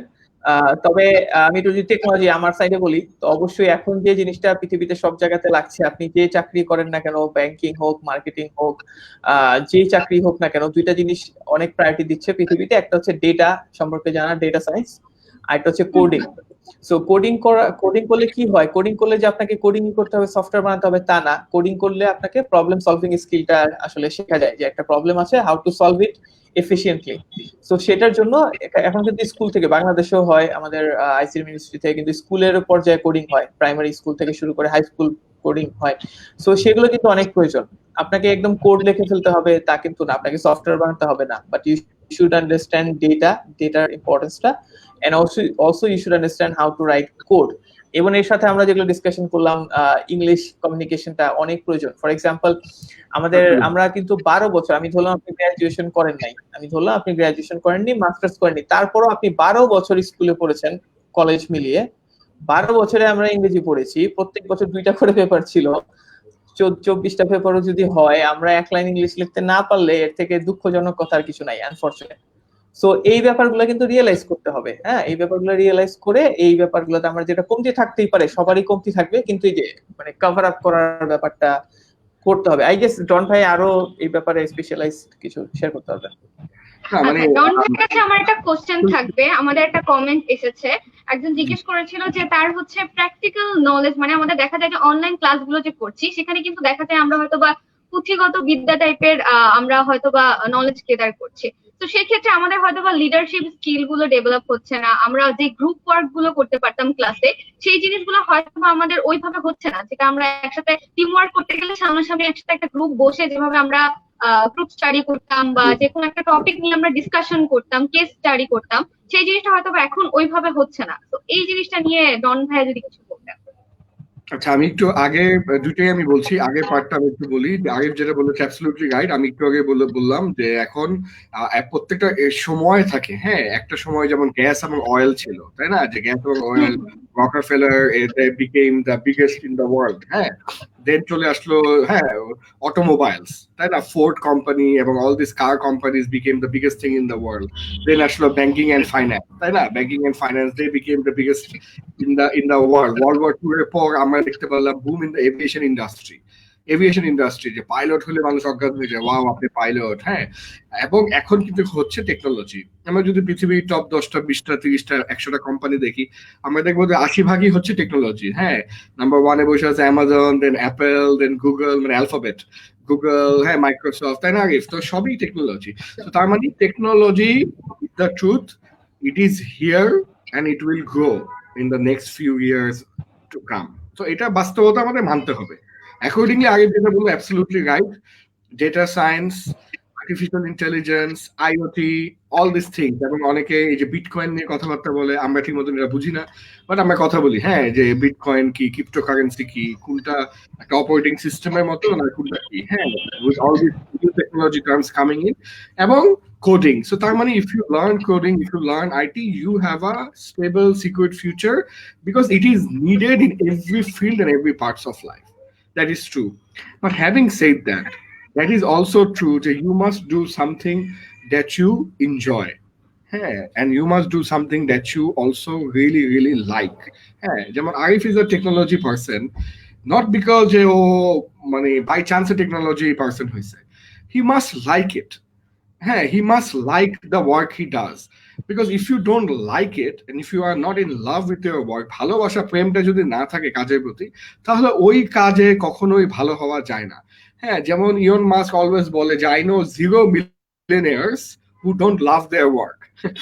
হ্যাঁ, তো মিলিয়নিয়ার বা বিলিয়নিয়ার মানে সেলফ মেড হইতে হলে তার নিজের কাজটাকে প্রচন্ড রকম ভালোবাসতে হবে, এবং কাজকে কাজ মনে হবে না। যেমন ও কিন্তু এখনো এই বয়সে এই স্টেজে আসার পর যখন ওর কাজের প্রেশার থাকে, ও মাঝে মাঝে টেসলা ফ্যাক্টরিতে ঘুমায়। আরিফ তুমি জানো এটা? হ্যাঁ, ও মাঝে মাঝে কাজের প্রেশারে 16 ঘন্টা দিনে কাজ করার পর ও বাসায় যায় না, ও ওখানে ঘুমানো থাকার জায়গা আছে, ও ওই ফ্যাক্টরিতে ঘুমায় যায়, ঘুমায় সকালবেলা উঠে আবার কাজে বসে। এই লেভেলে ক্রেজি ভালোবাসে কাজকে। এবং বিল গেটসও তাই। বিল গেটসও তার 20s কিন্তু একটা সিঙ্গেল ডে ছুটি নেই।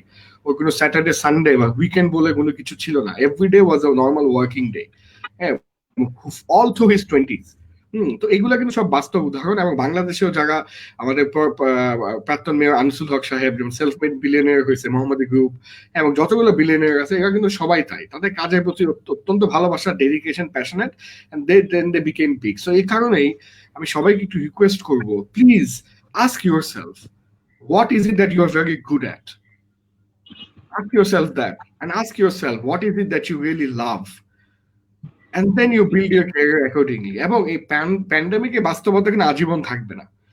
ডোন্ট থিঙ্ক যে আমি তো মিউজিশিয়ান, আমার ভাত নাই। No, artist, musicians, all this people যারা এখন মার্কেট খুবই down, they will again come up, because আমরা কিন্তু নিজেরাই এখন খুব খারাপ লাগতেছে যে অনেকদিন একটু মুভি দেখতে যাই না, একটা গান ভালো করে শুনি না লাইভে, হ্যাঁ তাই না, আমরা কোথাও যাচ্ছি না, so they will also come back. So I think it's very important to A, understand reality and invest in technology. But having said that, B, understand what you're good at and what you love. And C, এই সব কিছুকে মিলিয়ে combination করে একটা গোল setting করতে হবে, একটা career plan করতে হবে। মানে আনতা যে যে সবাই পড়তেছে বলে আমি আইটি পড়বো বাট আই হেট ইট, হ্যাঁ, বা সবাই পড়তেছে বলে আমিও বিবিএ পড়বো বাট আই হেট ফাইন্যান্স, এটা কোনো দরকার নাই। We have only one life and we will die, so we must be doing something that we love, that we are passionate about, that we find meaningful. So এটাই হচ্ছে আর কি প্রথম পার্টটা। আচ্ছা, সেকেন্ড কোয়েশ্চেনটা কি ছিল? আমাদের দেখা যায় যে আমরা অনলাইন যে ক্লাসগুলো করছি সেখানে হয়তো আমরা পুঁথিগত বিদ্যা টাইপের বা আমরা হয়তো যেটা পড়ছি সেটাই পড়ে যাচ্ছি, বাট আমাদের টিম ওয়ার্কের যে একটা ব্যাপার বা আমরা একসাথে মিলে যে কেস সলভ করার যে ব্যাপার, গ্রুপ স্টাডির ব্যাপারগুলো, লিডারশিপের ডেভেলপ হওয়ার যে ব্যাপারটা, এই জিনিসগুলো কি আমাদের আদৌ ডেভেলপ হচ্ছে কি অনলাইন ক্লাসের ফলে? আমি শিওর আরিফ তুমিও এগ্রি করবা, আমি যখনই কোনো লোক হায়ার করি আমি অনেক বেশি ফোকাস করি এক্সট্রা কারিকুলার এবং কো কারিকুলার অ্যাক্টিভিটিস। কেন? মানে ফ্রেশ গ্র্যাজুয়েটদের ক্ষেত্রে বলছি, শুধুমাত্র এক্সপিরিয়েন্স হয়ে গেলে একটা ডিফারেন্ট গেম। ফ্রেশ গ্র্যাজুয়েটদের ক্ষেত্রে ওদের লিডারশিপটা কিন্তু আমি দেখি ওই এক্সট্রা কারিকুলার, কো কারিকুলার এবং পার্ট টাইম জবের মাধ্যমেই। প্লাস আরেকটা জিনিস যেটা দেখি ওটাকে আমরা বলি স্ট্রিট স্মার্টনেস। আজকে আমি বা আরিফ আমরা জীবনে যে জায়গায় আছি এটা কিন্তু পুঁথিগত বিদ্যার থেকেও বেশি কিন্তু স্ট্রিট স্মার্টনেস। হ্যাঁ, বিকজ করছি করে ধরা খাইছি, করছি করে বকা খাইছি, করছি করে হ্যাঁ টাকা নিয়ে ভেঙে গেছে, টাকা এখনো পাই নাই, ফেরত নাই, টাকা গন, এসব ধরা খেয়ে খেয়ে কিন্তু এ পর্যন্ত আসছে। So it's called street smartness. I know some people they're very good with their CGPA, but who are street smart না, you know what I mean? একটা প্রবলেম দিলে সলভ করতে পারে না, অনেক বেশি ডেলিকেট, লাজুক। না ভাইয়া আমি তো এটা পারবো না, না ভাই আমি ঢাকা বাইরে যেতে পারবো না, না ভাই আমি তো কখনো একা একা বাস করে চিটাগং যাই নাই, কেমনে যাবা? ভাইয়া ফ্লাইট করে যেতে পারবো। তো ফ্লাইটে তো বাজেট নাই, ক্লায়েন্ট তো দেয় নেই বাজেট, ক্লায়েন্ট শুধু আমাকে ফ্লাইটে নিবে, অ্যাসিস্ট্যান্ট তোমাদেরকে বলছে বাসে নিবে, তুমি গ্রিন লাইনে বাসে উঠে যাও। না ভাই আমি একটা মেয়ে, আমি কিভাবে যাবো? ভাইয়া আমাকে প্যারেন্টস অ্যালাউ করবে না। এত ডেলিকেট হলে কিন্তু you can't work in the corporate world. You should go and have a home business, এবং হোম বিজনেসের মাধ্যমেও কিন্তু you can earn a lot of money if you are smart. হ্যাঁ, সম্ভব। তো এটাই আমি বলছি যে you are absolutely right. The smartness, the problem solving skill, the analytical skill, the human interaction skill all comes from things you do outside your bookish knowledge. The club activity kora, case study kora, presentations gula dawa, bibhinno case competition e jawa, CTNA case competition, bandwidth, হ্যাঁ, তারপর battle of mind, all this are priceless. হ্যাঁ, debate competition করা, JCI Rotary, BYLC একটা graduation course করে ফেলা, হ্যাঁ, জাগো ফাউন্ডেশনে volunteer হওয়া, ডন সামদানি ভলেন্টিয়ার হওয়া, 10 মিনিট স্কুলে ক্যাম্পাস অ্যাম্বাসেডর হওয়া, হ্যাঁ, all this will add value to your life. And your right, এখন অনলাইন ডিজিটালের মাধ্যমে আমরা শুধুমাত্র বেসিকটা করছি। হ্যাঁ, যে শুধুমাত্র কোনো রকম একটা ক্লাস করছি, কোনো রকম একটা কোর্স করছি, এগুলো হচ্ছে না। তবে আমি আবারও বলি, this pandemic is not the end, this will take time. Maybe এটা আমাদের এক্সপেকটেশনের বাইরে, মেবি আরো 1 বছর, 1.5 বছর, 2 বছর লাগবে, but things will have to come back to normal. We are মানুষ বাই নেচার, আমরা বাই নেচার কিন্তু সামাজিক বিং, তাই না? আমরা সামাজিক জীব, তো আমরা কিন্তু মিশবই, আমরা কিন্তু আড্ডা মারবই, আমরা কিন্তু দেখা করবই। এই প্যান্ডেমিকের সময় আমি দেখতেছি হাতের ঝিলে মাস্ক না পরে ঘুরে বেড়াচ্ছে, ওইটা দরকার নাই, বাট ইভেনচুয়ালি আমাদের কিন্তু একসাথে আসতেই হবে, এবং আমাদের পড়াশোনার বাইরের কাজগুলোতে ডেফিনেটলি আমাদের স্টুডেন্টদের এবং টিচারদের, প্যারেন্টসদের সবার ফোকাস করা উচিত। এবং যত আমরা ফোকাস করবো, you absolutely right, leadership skill develop করবেই, মানে এখানে কিন্তু অল্টারনেটিভ নাই। এক্ষেত্রে কিন্তু দেখা যায় যে অনলাইনে এই প্যান্ডেমিক সিচুয়েশনে কিন্তু অনলাইন কোর্স করে অনেকেই সার্টিফিকেট পাচ্ছিল। তো আসলে এই সার্টিফিকেট গুলো কতটুকু ভ্যালু অ্যাড করছে, এটা যদি আমি জানতে চাইতাম। আমি যদি বলি, ডেফিনেটলি ভ্যালু অ্যাড করছে। You know, every single day of your life, everything that you do comes back to you. হ্যাঁ, আমি বলি জীবন অনেকটা ট্যাঙের শরবতের মতো। হ্যাঁ, যত চিনি তত মিষ্টি। চিনি ঢালবেন না, মিষ্টি হবে না, পাইনছা থাকবে, তাই না? আপনি জানতে হবে সঠিক পরিমাণ ট্যাং, সঠিক পরিমাণ চিনি, পানিটা হতে হবে ঠান্ডা, বা বেশি ঠান্ডাও না বা বেশি গরমও না, হালকা ঠান্ডা, সুন্দর করে নাড়তে হবে এটাকে। নাড়ারও একটা পার্টিকুলার টাইম আছে যে কতক্ষণ ধরে নাড়বো ডন ভাই, একটু নাড়লেই তো হয়ে গেল না, বেশি নাড়লেও দরকার নাই। একটা এটাই জীবনটা কিন্তু অনেকটা এরকমই। হ্যাঁ, সো আপনারা এই প্যান্ডেমিকে যেমন কোর্সেরা উজুমিতে $200 কোর্স $10 $15 $20 পাওয়া যাচ্ছে, গুগল গ্যারাজ তাদের কোর্স গুলো এখনো ফ্রি রেখেছে, হার্ভার্ড ইউনিভার্সিটির মতন ইউনিভার্সিটি 14-15টা কোর্স ফ্রি ওপেন করে দিয়েছে এডএক্স প্ল্যাটফর্ম।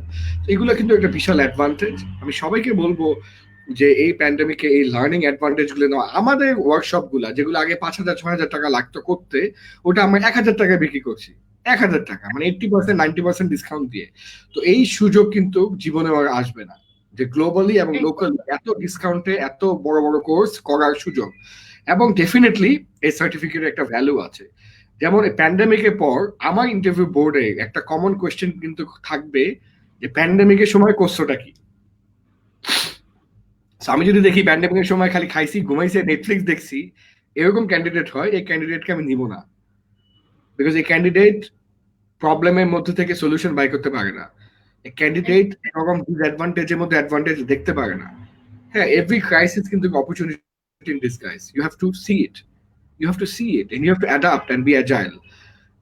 সো কেউ যদি আমাকে দেখায় যে ডন ভাই আমি এই প্যান্ডেমিকের সময় দেখেন এই একটা ডিপ্লোমা কোর্স করেছি, এই একটা অনলাইন কোর্স করেছি, এই নতুন এই স্কিলগুলো ডেভেলপ করেছি, এই লোকটাকে কিন্তু আমার নিতে হবে। Because now, and this is the last thing I will tell you, because I feel now and the way forward, the most important thing would be learning how to learn anything quickly. আমি আবারও বলি, learning how to learn anything quickly. অর্থাৎ আমরা অনেক কিছু যেমন স্ট্রিমিয়ার টেকনোলজিতে probably বাংলাদেশে আমি হয়তো খুবই এক্সপার্ট এখন, বাট আমি কিন্তু জীবনে এগুলো হই নাই, জানতাম না। আমি কিন্তু গুতায় গুগলে গিয়ে ইউটিউবে ভিডিও দেখে বিভিন্ন করে অনেক কিছু করে আমি বুঝতে পারছি এটা কিভাবে করতে হয়, কথা। বাট জুম টেকনোলজি কি, গুগল হ্যাংআউট কি, আমি জানতামই না এগুলা, একদমই জানতাম না। কারণ আরিফ তো বলেছে যে I am well known as a live physical trainer. I have never been with technology or digital. আমার ডিজিটাল কিছু ভিডিও বানাতাম, তাও ওটা 10 মিনিট স্কুলে সাহায্যে বা অন্যদের সাহায্যে। I never knew this, but I had to learn this. So learning how to learn anything quickly and learning alone by Googling, by going to YouTube, by searching and doing your own research, knowing how to effectively search in Google, right keyword গুলো use করে কোন ওয়েবসাইটের ইনফরমেশনটা authentic, কোনটা authentic না, আমি কেমনে বুঝবো এটা অথেন্টিক না। All these things would add tremendous value for the student of the current time and the future. এই আর কি। Thank you. Thank you Don ভাইয়া। আমি আরিফ ভাইয়ের কাছে যেতে চাচ্ছিলাম। তো ভাইয়ের কাছে আমার জিজ্ঞাসা থাকবে, আমরা কিন্তু বহির্বিশ্বে যদি আমরা দেখি যে বাংলাদেশের বাইরে অনেক দেশ আছে উন্নত দেশ, যারা কিনা তাদের পুরো মানে কারখানাটাই চালাচ্ছে হচ্ছে আর্টিফিশিয়াল ইন্টেলিজেন্সের উপরে। দেখা যায় তারা তাদের কাজের ক্ষেত্রে রোবট ব্যবহার করছে। তো এই ক্ষেত্রে বাংলাদেশের এই মুহূর্তে অবস্থানটা কিরকম ভাবে দেখছেন, বা ডিজিটাল বাংলাদেশ গড়ে তোলার ক্ষেত্রে আমাদের সামনে আসলে কি কি মানে স্বপ্ন বাস্তবায়নের বাকি রয়েছে, সেই জিনিসগুলো নিয়ে যদি আপনি আমাদেরকে জানাতেন। অ্যাবসলিউটলি। সো আমাদের মানে বাংলাদেশে অনেক জায়গাতে এআই এর ব্যবহার হয়েছে, অনেক জায়গাতেই হচ্ছে, সরকারও করেছে। আমরা দেখেছি করোনাকালীন সময়ও সরকার ডেটা অনেক অ্যানালাইসিস করে সেই রেড এরিয়াগুলো মার্ক করার চেষ্টা করেছে। অনেক কিছু হচ্ছে আসলে অবশ্যই। এবং প্রাইভেট সেক্টরেও যদি আমরা চিন্তা করি, আসলে গার্মেন্টসেও কিছুটা তো অবশ্যই মেশিনস এসেছে।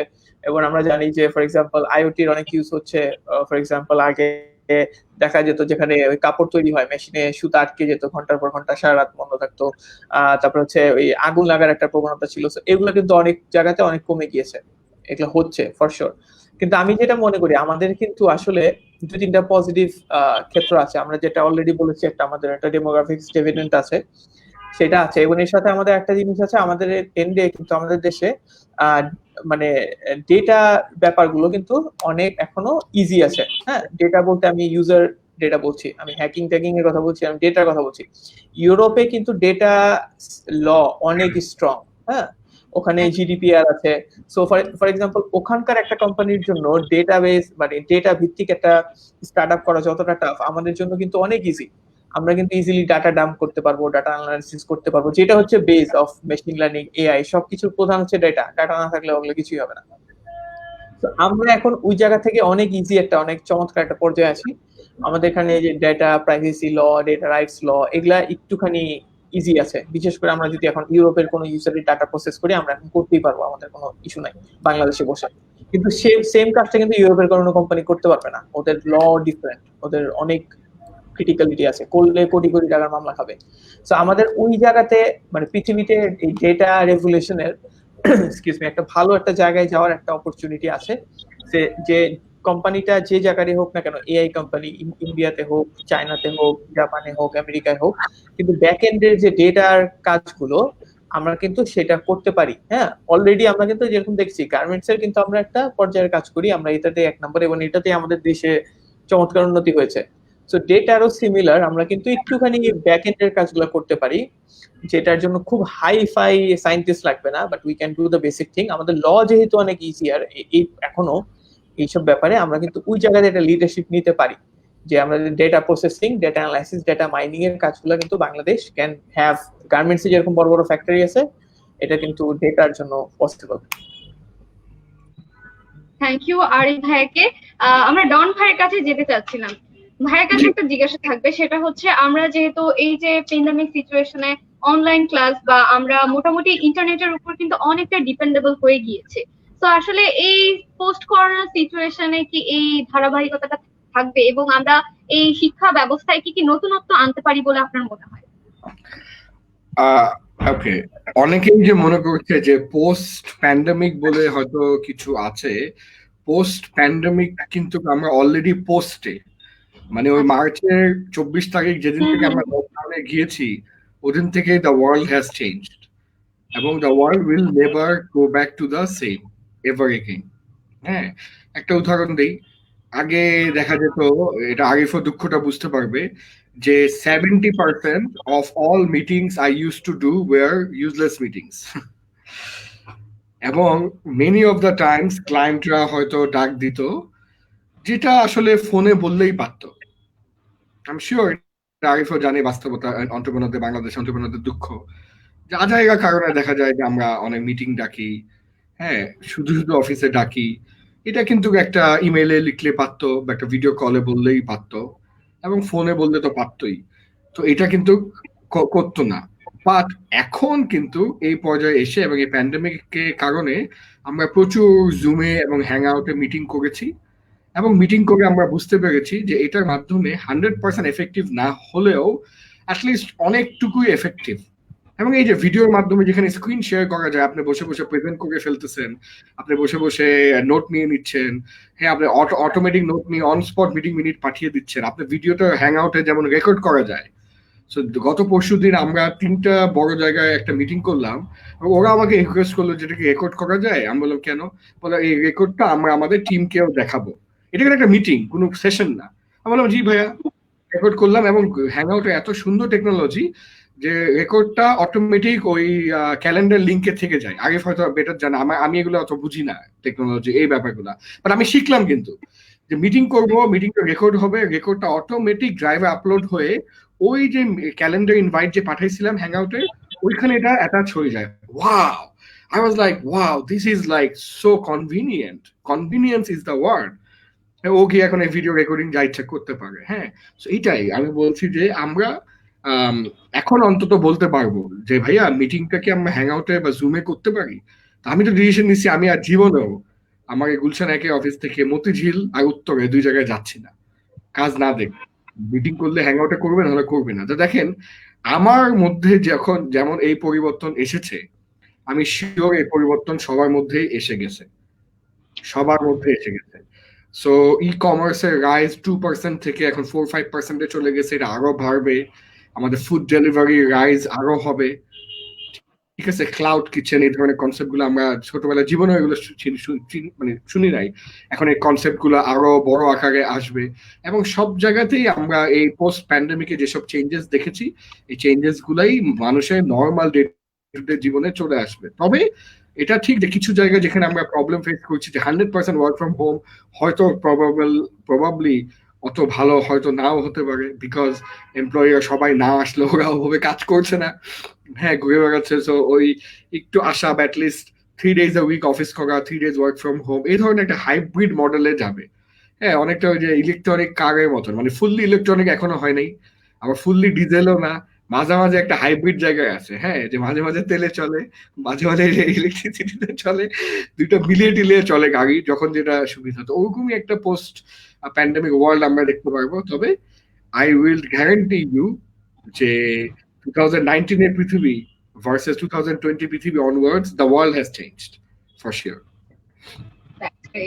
ওকে, সো আমাদের সাথে লাইভে অলরেডি অনেকেই কানেক্ট হয়ে আছেন। সো এই মাঝে একটা জিনিস আমি ইনক্লুড করতে চাই, সেটা হচ্ছে আমরা কিন্তু অলরেডি দুইটা পেজ থেকে একসাথে লাইভে রয়েছে, এক্সেলেন্স বাংলাদেশ এবং BDSIF, দুটো পেজ থেকে কিন্তু আমরা অলরেডি লাইভে আছি। সো যারা এই মুহূর্তে আমাদেরকে শুনছেন, লাইভে আছেন, তাদেরকে বলবো জাস্ট কমেন্ট করে জানাতে হবে। আরিফ ভাই বা ডন ভাইয়ের কাছে যদি কোনো কোশ্চেন থেকে থাকে অবশ্যই জাস্ট কমেন্টে জানিয়ে দিবেন আমাদের।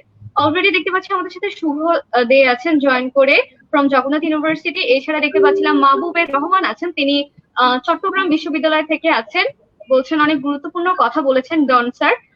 ওকে, আর এছাড়া দেখতে পাচ্ছিলাম আমাদের সাথে হুমায়রা আদিবা আছেন জয়েন করে, তমা আছেন, মাহরিয়ার আছেন, সম্রাট আছেন জাহাঙ্গীরনগর বিশ্ববিদ্যালয় থেকে, আমির আছেন আমাদের সাথে। এছাড়া আচ্ছা, মাসুদ চৌধুরী আছেন, তিনি থ্যাঙ্কস জানিয়েছেন। আর ওকে, এছাড়া আরো অনেকেই আছেন। সো আপনাদের যদি কোনো কোশ্চেন থেকে থাকে অবশ্যই আমাদেরকে জাস্ট কমেন্টে জানিয়ে দিতে হবে। আরিফ ভাইয়ের কাছে চলে যেতে যাচ্ছি।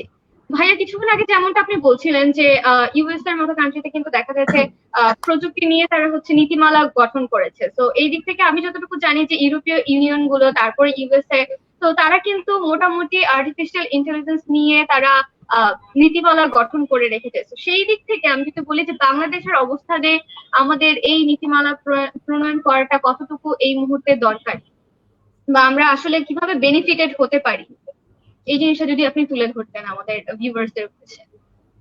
অবশ্যই। সো আমি এটার সাথে একটা জিনিস করব, আমার অ্যাকচুয়ালি আরেকটা কল আছে 1:30 থেকে। সো আমি জাস্ট এটার সাথে মেবি শেষ করে, এবং আমি যেহেতু ডন ভাইয়ের প্রথম দিকটার সময় আমি নিয়ে নিয়েছি অনেকখানি, সো আমি ওটা এখানে কভার করে ফেলি। সো তো আমাদের এখানে হেভি বাজে হতো আজকে। না না না, প্রেশার। সো আমাদের বাংলাদেশে কিন্তু একটা ডিজিটাল সিকিউরিটি অ্যাক্ট আছে। সো ওইখানে অনেক কিছু আছে কভার করা। অবশ্যই দ্যাট কভারস, বাংলাদেশি হিসাবে আমি যদি চিন্তা করি, আমার যত রাইটস কভার করার কথা সেটা কিন্তু কভার করে। সো এবং অনেক বেশি স্ট্রং ওইটা আসলে। সো আমার বাংলাদেশি হিসাবে আমার ফেসবুক অ্যাকাউন্ট কেউ হ্যাক করবে না, বা আমার ইমেজ কেউ পোস্ট করবে না, বা আমার কেউ সাইবার বুলিং করবে না, এগুলা আমি প্রোটেক্টেড, মাশাআল্লাহ ওয়েল প্রোটেক্টেড, সেই হিসাবে অনেক ভালোভাবে প্রোটেক্টেড। এখানে আরো কিছু, যে আমরা একটু আগে যে ডিসকাশনটা করলাম, কিছু কিছু ডেটা সিকিউরিটি আছে। ফর এক্সাম্পল, আমি একটা ওয়েবসাইটে গেলাম, সেখানে আমি একটা ফর্ম ফিল আপ করলাম। অনেকেই বলে যে ফর এক্সাম্পল আমি একটা ওয়েবসাইটে গেলাম, আমি সেখানে ফর্ম ফিল আপ করছি, এরপর থেকে আমি এসএমএস পাওয়া শুরু করলাম, প্রমোশনাল এসএমএস, মানে আমার ফোন নাম্বার কি বিক্রি করে দিয়েছে কিনা। সো এইগুলা কেস কিন্তু হতে পারে আমাদের, যেহেতু ডিজিটাল বাড়ছে, হ্যাঁ, এবং ক্রেডিট কার্ড আমরা এখন ইউজ করছি বেশি। সো সেই কোম্পানিগুলো বলছে আমাকে, হ্যাঁ আমি এটা ভালো করে করছি, কিন্তু এটা দেখার জন্য তো একটা নিয়ন্ত্রক সংস্থা লাগবে, যে সেই ডাটা, ওই যে কোম্পানিটা বলেছে যে হ্যাঁ আমি এটা ঠিকঠাক রেখেছি, তো সেটা আছে কিনা, সেই ব্যাপারগুলোতে ইমপ্রুভমেন্ট করার জায়গা আছে। কিন্তু আমি যেটা বললাম, এটা একটা পজিটিভ জিনিসও, এটা থেকে বিজনেস ক্রিয়েট করার অনেক অপরচুনিটি আছে। যত মানে রুলস এন্ড রেগুলেশন যত বেশি হয়ে যায় লাইফে, আসলে মানে কিছু করা অনেক বেশি টাফ হয়ে যায়। সো ইউজারকে বাঁচিয়ে, ইউজারের স্বার্থ ঠিক রেখে একটু ওপেননেস থাকলে, that helps businesses, startups to grow as well. বেশি রুলস রেগুলেশন দিলে, হিলা না গেলে আসলে লাইফে শান্তিতে কিছু করা যায় না। সো অন দ্যাট নোট আমি এখানে আজকে শেষ করছি, and it was a great initiative, and ডন ভাইয়ের সাথে একসাথে স্ক্রিন শেয়ার করতে পারা ইজ an honor. সো ভাইয়া অনেকদিন ধরে মাশাআল্লাহ is doing great, and it's a pleasure being here. এবং আপনাদের টিমটাও মাশাআল্লাহ খুব ভালো করছে, গত অনেকবার এই সামিটটা চলছে। অনেক শুভকামনা, এবং যারা ইউথ আছে আই গেস সারাদিন সেশন আমিও দেখবো ইনশাআল্লাহ, they will be benefited. So thank you very much. ভালো থেকো। থ্যাংক ইউ সো মাচ ভাইয়া, ভালো থাকবেন, এবং এত ব্যস্ততার মাঝে আমাদের সময় দেওয়ার জন্য অসংখ্য ধন্যবাদ জানাচ্ছি। আমরা অনেক কিছু আজকে জানতে পেরেছি। তো অবশ্যই ভাইয়া আমাদের সাথে থাকবেন সারাদিনের প্রোগ্রামে ইনশাআল্লাহ। Thank you very much. Thank you ভাইয়া। ওকে, সো ডন ভাইয়ের কাছে চলে যেতে চাচ্ছি। তো ভাইয়া, আমরা অলরেডি জানি যে ভাইয়া একটা প্রতিষ্ঠানের মাধ্যমে বিভিন্ন ট্রেনিং প্রোভাইড করছেন এবং ইউথদের নিয়ে কাজ করছেন। আসলে মূল অ্যাক্টিভিটিস গুলো যদি আমাদের ভিউয়ার্সদের সাথে শেয়ার করতেন। Okay, so basically, the company I run is called the Don Samdani Facilitation. It is a soft skill training company. Arif একটু আগে যেটা বলছিল যে সফট স্কিলটা আসলে কি, দেখা যায় যে বাংলাদেশে আমরা সবাই আমাদের টেকনিক্যাল এবং ফাংশনাল স্কিলটা খুব ভালোভাবে জানি, কিন্তু where we lack is soft skills. So soft skills is the human part of the skill set. হ্যাঁ, how do you communicate, how do you negotiate, how do you solve a problem, how do you motivate yourself and the team, how do you do superior presentation and public speaking. All these are soft skills. Emotional intelligence অর্থাৎ নিজের ইমোশনকে control করা এবং অন্যের ইমোশনটাকে বোঝা, which also brings to empathy, যে অন্য জায়গা থেকে জিনিসপত্রকে দেখা. So all these are critical to your life success. বাইরে উন্নত দেশে, অনেক দেশে এমন আছে যে ওরা যখন অ্যাসেসমেন্ট করে এমপ্লয়ি হায়ার করার সময় ওরা 60% ওয়েটেজ দেয় টু সফট স্কিলস এবং 40% ওয়েটেজ দেয় two technical and functional skills. Because যে ধরেন টেকনিক্যাল স্কিল, যে কিভাবে ধরেন একটা ফার্নিচার বানাইতে হবে, কথা হ্যাঁ কথা এই ফার্নিচার বানানোর টেকনিক্যাল যে স্কিলটা, এটা তো সবারই থাকতে পারে এবং এটা এডুকেশনাল ইনস্টিটিউট এবং বিভিন্ন ট্রেনিং এর মাধ্যমে শেখানো যেতে পারে। But what is the difference? The difference is কে এটাকে কত সুন্দরভাবে প্যাকেজিং করে কাস্টমারের সাথে কমিউনিকেট করে কাস্টমার সার্ভিসটা দিয়ে ভালো সেলস জেনারেট করতে পারবে। আলটিমেটলি এই বিদ্যার কোনো লাভই নাই যদি এটা কমার্সে টার্ন না হয়। You understand what I mean? So ওই জায়গাটা সফট স্কিল খুব ইম্পর্টেন্ট। তো আমি যখন শুরু করি ডন সামদানি ফ্যাসিলিটেশন 2014 সালে, আমি দেখতে পাই যে বাংলাদেশে এখানে একটা ইউনিক গ্যাপ আছে। তবে আমি শুরুর সময় বুঝতে পারিনি যে আমার জার্নিটা উড বিকাম সো টাফ, যে আমার দেশে কেউ কিছু শিখতে চায় না। হ্যাঁ, কোনো রকম প্রেশারে পড়ে একটা এমবিএ বা মাস্টার্স করতে চায়, তাও করে একটা ডিগ্রির জন্য, নট জ্ঞান অর্জন বা স্কিল সেট ডেভেলপমেন্টের জন্য। কিন্তু at the end of the day আমরা দেখতে পাই কর্পোরেট ওয়ার্ল্ডে স্কিল সেটই সব ভাই, স্কিল সেটই সব। তোমার ডিগ্রি দিয়ে আমার কোনো লাভই নাই তুমি যদি কাজটা না করতে পারো। আবার তোমার যদি ডিগ্রি নাও থাকে বা তুমি যদি কাজটা খুব সুপিরিয়র ভাবে করো, এবং ট্যালেন্ট হয়তো গড়ে হাত আছে বা নাই, বাট হার্ড ওয়ার্ক কিন্তু সম্পূর্ণ তোমার হাত। তুমি কতটুকু হার্ড ওয়ার্ক দিবা, তুমি দিনে 2 ঘন্টা দিবা না 10 ঘন্টা দিবা, এটা কিন্তু তোমার হাতে, রাইট? সো এই জিনিসগুলা নিয়েই হচ্ছে আমার কাজ এবং আমার জীবনের লক্ষ্য। The purpose of my life is to help millions of Bangladeshis improve their lives through the power of training and development, and specifically soft skill development. এছাড়াও আমার রিসেন্টলি একটা এইচআর কোম্পানি আছে, এটার নাম হচ্ছে Ikigai HR services. Ikigai basically বিভিন্ন HR services like payroll, third party outsourcing, head hunting, এই ধরনের কাজ করে। এবং এই মুহূর্তে আমরা কিছু কোম্পানির সাথে কাজ করছি। আমরা 10-12টা রোল খালি আছে, তো যারা চাকরি খুঁজছে তাদেরকে আমি রিকোয়েস্ট করব তাদের সিভি খুব সুন্দর করে অ্যাটাচ করে এবং মেইল বডিতে একটু লিখে দিতে যে তারা কি ধরনের লাইনে যেতে চায় এবং কি তাদের expectation, and send it to career career@ikigai.com, ikigai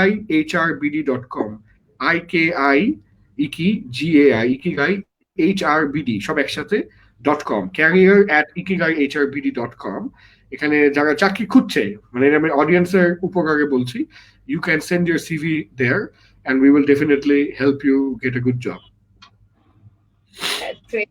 তো ভাইয়ার কাছে যেটা জিজ্ঞাসা থাকবে যে ভাইয়া আসলে কি কি ট্রেনিং এই প্যান্ডেমিকের মধ্যে প্রোভাইড করা হয়েছে বা কি কি স্কিল নিয়ে আসলে কাজ করা হয়েছে, সেটা নিয়ে যদি আমাদেরকে জানাবেন।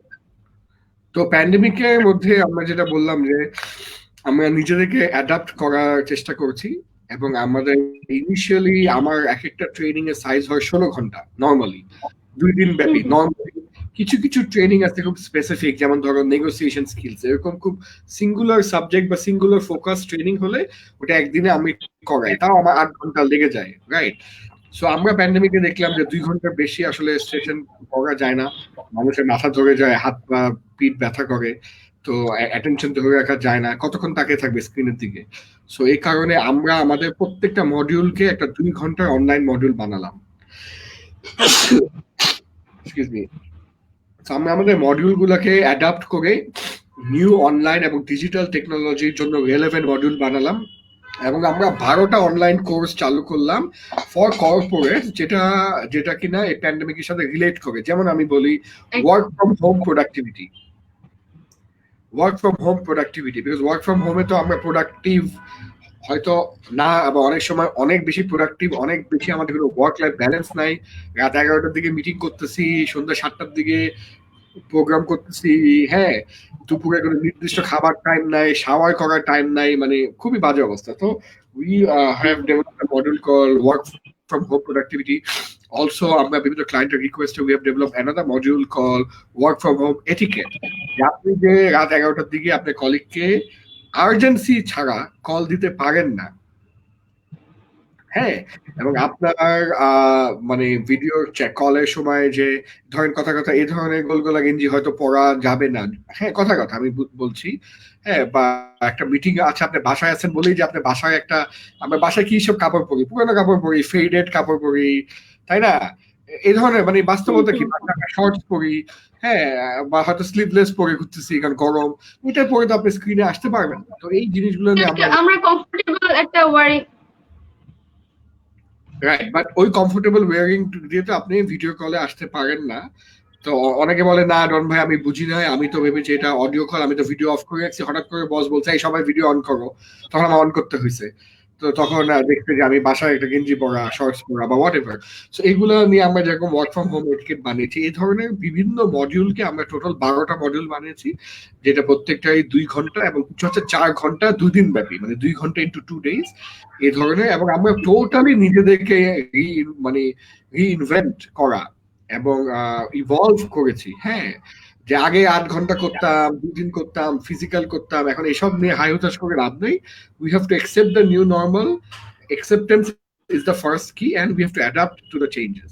আলহামদুলিল্লাহ আমরা অনেকগুলো ক্লায়েন্টের জন্য অনলাইন ট্রেনিং করালাম, যেটা কর্পোরেট ট্রেনিং, আমরা অনেকগুলো পাবলিক ট্রেনিং লঞ্চ করলাম, যে পাবলিক ট্রেনিং গুলাও ভালোভাবেই গেল, অনেক ডিসকাউন্ট দিয়ে, এবং সামনে এটা আরো মানে আগাবে। Thank you. তো ভাইয়া আমরা কি এই যে আপনি ইনোভেটিভ যে কাজগুলো করছেন, শিক্ষার ক্ষেত্রে উদ্ভাবনী যে কাজগুলো নিচ্ছেন, আসলে কি আমরা এগুলো কি আসলে বলতে পারি যে প্রযুক্তির সাথে মিলিয়ে আপনি কাজগুলো করছেন বা নতুনত্ব উদ্ভাবনী যোগ হচ্ছে আসলে? তা তো অবশ্যই, বিকজ প্রযুক্তির সাথে তাল মিলিয়ে যদি আমরা না চলতে পারি, এটা তো আমি অন্য মানুষকে শেখাই, ইটস কল চেঞ্জ ম্যানেজমেন্ট। আমি তো অন্য মানুষকে শেখাই যে change is the only constant. আমি শেখাই ট্রেনিং এ যে change is something that you should embrace, not you should hate and run around, হ্যাঁ, এবং আপনি যত তাড়াতাড়ি চেঞ্জটাকে আপনি এমব্রেস করবেন ততই আপনার জীবনে এগিয়ে যাবেন। তো আমি যেটা প্র্যাকটিসিং হোয়াট আই প্রিচ, তো আমি যেটা অন্য মানুষদেরকে শেখাই এটাই আমি করার চেষ্টা করছি, যে ডেফিনেটলি বাস্তবতা, মানুষের এই মুহূর্তে নিডটা কি, টেকনোলজি কোন দিকে যাচ্ছে, দেশ কোন দিকে যাচ্ছে, সবকিছুকেই মাথায় রেখে আমিও কিন্তু একদম মানে যেটা বলছি টেকনোলজির সাথে তাল মিলিয়ে চলছি। এবং আমার মনে হয় this is everyone should do the same thing, এটা আমি মনে করি আর কি। ওকে, সো আমাদের অনেকেই কমেন্টস করে জানাচ্ছিল তাদের কোশ্চেন গুলো, তার মধ্যে দেখতে পাচ্ছিলাম তবা আমাদেরকে একজন কোশ্চেন করেছেন, তবা নামের, তিনি জিজ্ঞেস করছে যে ইন ফিউচার চাকরি বাজারে কোন দিকটি বা কোন স্কিলটি আবেদন বেশি থাকতে পারে, যেহেতু বেশ পরিবর্তন আসবে সেক্ষেত্রে।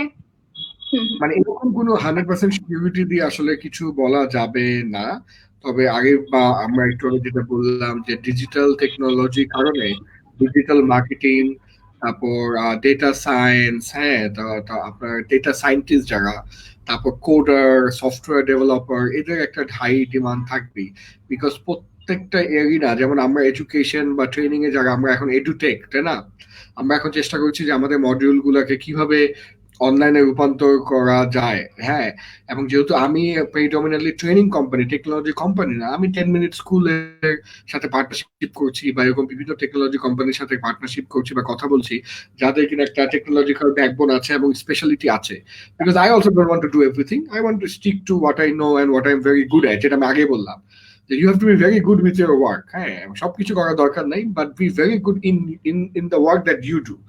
তো ওই জায়গাটাই মাথায় সবার রাখতে হবে যে don't think about future কিসের ডিমান্ড আসবে কি আসবে না, of course you can think about a little bit, but focus mostly on what you love, what you are good at, এই দুটাকে কম্বাইন করে দেন থার্ড কম্বিনেশন হতে পারে যে ফিউচারে কি আসতেছে। এখন যদি ফিউচারে সবচেয়ে হাইয়েস্ট জব হয় অ্যাকাউন্টিং, বাট আপনি যদি অ্যাকাউন্টিং মন থেকে ভালো না বাসেন, আমি রিকমেন্ড করবো না এটা পড়তে। আমার কথা হচ্ছে একটা জিনিসের জবের ডিমান্ড কম থাকতে পারে, but because you are very good in your work আপনার ডিমান্ড অলওয়েজ থাকবে। এটা অলওয়েজ মনে রাখতে হবে যে এই বাস্তবতা অনেকেই বোঝে না। হ্যাঁ, অনেকে হুজুকে চলে যে সবাই বিবিএ করতেছে বলে আমি বিবিএ করতেছি। এখন 2020 সালে প্যান্ডেমিকের পর সবাই আইটি পড়া শুরু করছে বলে আমিও আইটি পড়া শুরু করেছি। হ্যাঁ, definitely you must have some IT knowledge, but that's not the end of the world. আমি কিন্তু বারবার এই কথাটা বলছি যে please try to understand what you are good at and what you love and try to combine both of them for a career. 100% combination হবে না কখনোই, বাট যতটুকু সম্ভব ততটুকু ইউ শুড ডু।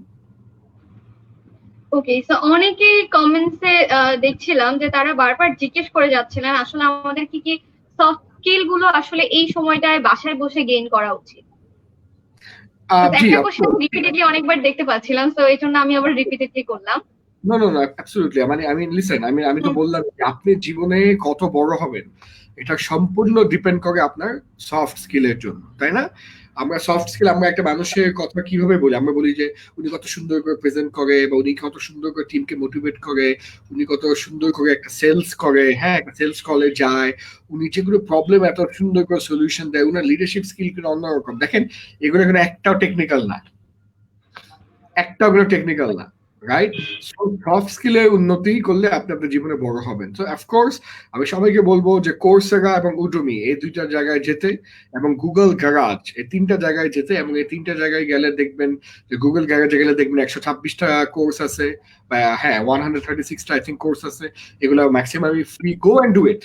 তো ওখানে আপনি দেখবেন productivity, communication skill, presentation skill এগুলো আছে, সেলিং স্কিল, এবং এগুলো আজীবন আপনার কাজে লাগবে। So please go and develop your self. এবং আমার মনে হয় প্যান্ডেমিকটাই হচ্ছে বেস্ট টাইম, যেখানে আমরা অনেক লকডাউনে আছি এবং অনেক বেশি আমরা বাসায় থাকছি, এটাই হচ্ছে best time to develop soft skill and develop English language. এটা আমি আরেকটা বলবো যে ইংলিশ ল্যাঙ্গুয়েজ আমাদের বাংলাদেশিদের জন্য ডেভেলপ করাটা খুবই দরকার। It's very important guys, I mean trust me. Okay, so ভাইয়ের কাছে আমি জানতে চাইবো যে আমরা যদি শিক্ষা ব্যবস্থার কথা তুলে ধরি, সেক্ষেত্রে ভাইয়ের কাছে কি মনে হয় যে কোন কোন দিকগুলোতে আমরা একটু হলেও পিছিয়ে আছি? আমার মনে হয় যেটা একটু আগেই বললাম যে মানে মেজর পিছনে তো আমরা soft স্কিলে। I mean you will see যে no one can solve a problem, এটা একটা বিশাল আমাদের দেশের ইস্যু।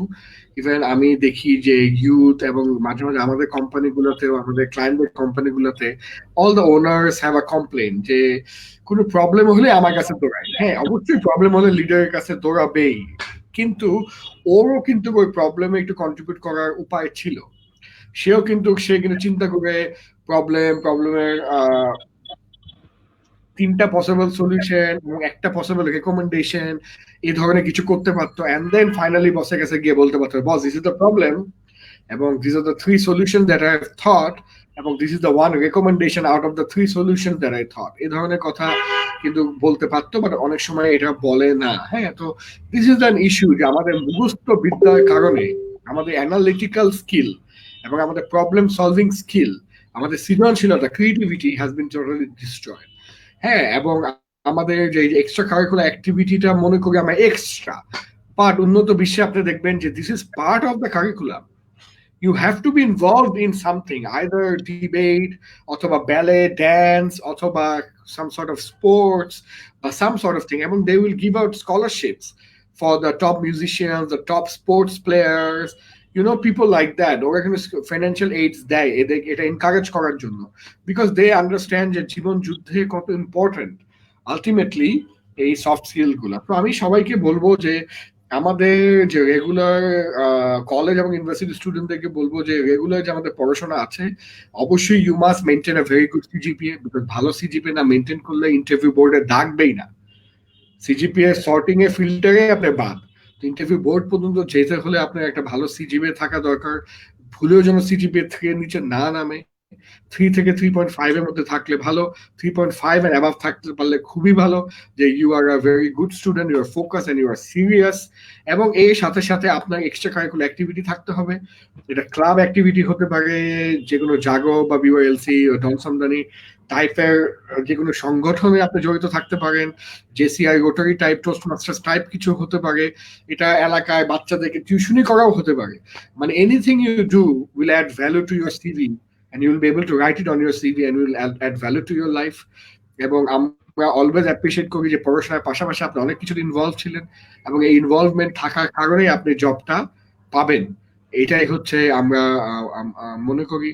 এবং I would request all of you guys to please focus on extracurricular activity and focus on skill set development. Thank you. Okay, so একটা জিনিস আমি দেখলাম, দেখা যায় যে অনেকের মধ্যে কোশ্চেন থেকে থাকে যে আমরা হয়তো সিভির দিকে সিজিপিএ এর দিকে যদি আমরা ফোকাস করতে চাই তাহলে হয়তো আমাদের এক্সট্রা ক্যারিকুলামের ক্ষেত্রে কিছুটা হলে ঘাটতি পড়ে যায়। আবার দেখা যায় এক্সট্রা ক্যারিকুলামের দিকে যদি আমরা ধাবিত হই সেক্ষেত্রে হয়তো বা আমাদের সিজিপিএ এর মধ্যে হ্যাম্পার হয়। তো এই জিনিসটা নিয়ে ডন ভাই কি মনে করেন? আমি মনে করি যে এটা হচ্ছে সম্পূর্ণ একটা মানে অজুহাত যারা বলে তাদের জন্য। বিকজ আপনি যদি মানে পড়াশোনার পাশাপাশি কিছু এক্সট্রা কারিকুলার অ্যাক্টিভিটি এবং তার সাথে একটা পার্ট টাইম জবই না করতে পারেন, তাহলে আপনি কর্পোরেট ওয়ার্ল্ডে এত প্রেশার, বসের প্যারা, ফিল্ডের ভিজিট, হ্যাঁ এত কিছু আপনি কিভাবে করবেন? আপনি তো প্রথম 1 বছরেই আপনি কর্পোরেট ওয়ার্ল্ডে ঢুকে ভয় পেয়ে আপনি ছেড়ে দিবেন, যেটা অনেকের ঘটে। They get into a job and then they become a job hopper and they hop here and there, here and there. Eventually they don't have any career. They have a job, they have a monthly salary, but they have no specialization. They have no career and they will do nothing in life. হ্যাঁ, এটাই হচ্ছে মানে খুব average একটা life ওরা lead করবে এবং অ্যাভারেজই থাকবে না। হ্যাঁ, বিকজ ওই যে বললাম যে জব হপার হয়, একটা অর্গানাইজেশনে অনেকদিন সাস্টেন করে না। হ্যাঁ, এবং এই কারণে অর্গানাইজেশন থেকে কিছু শিখে না। আজকে যদি আপনি বাংলাদেশে যে বড় বড় কর্পোরেটেড ওয়ার্ল্ডে যারা লোকরা আছে, হ্যাঁ মাহতাব ভাই, রবির, বিএটি, শেজাদ মুনিম, তারপর আমাদের হুবাবাদুল্লাহ আপা, all these guys you will see যে ওরা একটা পার্টিকুলার অর্গানাইজেশনে মিনিমাম 10 বছর ছিল। এই যে আইপিডিসি মুমিন ভাই বা whatever whoever we know, I know যে ওরা 16 বছর, 15 বছর, 20 বছর, শেজাদ মুনিমে 22 বছর বিএটিতে, এবং একটা সাস্টেনেবল পিরিয়ড থাকার পরই they become MDs and CEOs and function heads. এটা এমনিই হয় না। হ্যাঁ, তো এটা কিন্তু ট্রেন্ড বুঝতে হবে যে সফল জায়গা কেমন তারা। আপনি নিজেকে প্রশ্ন করলে আপনি ট্রেন্ড বা একটা প্যাটার্ন দেখতে পাবেন। হ্যাঁ, তো আমি যেটা বলছিলাম যে এই কারণে people should be very much focused. People should try to become the very best in whatever line they are in and try to continuously learn and develop themselves, and should continuously ask themselves what value are they adding for the life of the company and for others, and move forward like that. That's great. I think সবাই অনেক অনেক কিছু জানতে পেরেছে এবং যাদের question ছিল তাদের কোশ্চেন গুলো আই থিংক অ্যান্সার তারা পেয়ে গিয়েছে। তো ভাইয়ের কাছে আমি যেটা জানতে চাইবো, রিমা একটু বলি যে আমি বলতে বলতে একটু পেঁচে গিয়েছি। মানে what I meant to say is basically আপনার পড়াশোনার পাশাপাশি you have to do extracurricular activity. Okay? Because if you don't do it, then you just become a bookish person. এবং আপনি একটা ফ্রেশ গ্রাজুয়েট, কেন আপনাকে কেউ হায়ার করবে যেখানে মার্কেটে এত পরিমাণ স্টুডেন্টস আছে? সো আপনার পড়াশোনা ভালো করে 3.5 সিজিপিএ মেনটেন করতেই হবে, ক্লাব এবং বিভিন্ন সংগঠনে জড়িত থাকতে হবে, এবং জড়িত থেকে বসে থাকলে চলবে না। Member of business club, it doesn't matter. We want to know what you have done, and যা করেছেন ওটা থেকে আপনি কি শিক্ষা পেয়েছেন, যে শিক্ষাটা পেয়েছেন ওটা আপনি কর্মক্ষেত্রে কিভাবে অ্যাপ্লাই করবেন। That's what we want to no. এবং টিউশনি করা ইজ ওয়ান্ডারফুল, পার্ট টাইম পড়ানো, যে কোনো জায়গায় কাউন্সেলিং করানো, কল সেন্টারে কাজ করা, all these are very important. So you must do it, guys. পড়াশোনার পাশাপাশি if you don't deliver anything extra, you will not get a job. আমি বলে দিলাম, এটা হয় এক্সট্রা কারিকুলার অ্যাক্টিভিটি অথবা part time job, but full time পড়াশোনার পাশাপাশি যে কোনো একটা এক্সট্রা কিছু আপনার করতেই হবে, না হলে কিন্তু you will not be hired.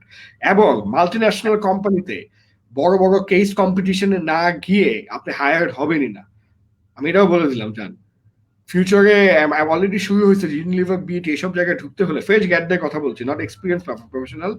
দেখা যাবে দে আর হায়ারিং পিপল যারা ব্র্যান্ড উইথসে গিয়ে চ্যাম্পিয়ন হয়েছে, বুঝতে পেরেছেন, যারা বিভিন্ন কেস কম্পিটিশন জিতেছে, ডিউক অফ এডিনবার্গ অ্যাওয়ার্ড পেয়েছে, অথবা এগুলো পায় নাই। কিন্তু কদিন আগে আমি জানি যে একটা ইন্টারন্যাশনাল মাল্টিন্যাশনাল একটা কোম্পানি ইউআইইউ একটা ছেলেকে হায়ার করেছে, বিকজ ওই ছেলে কেএফসি না পিজা হাটে জব করতো।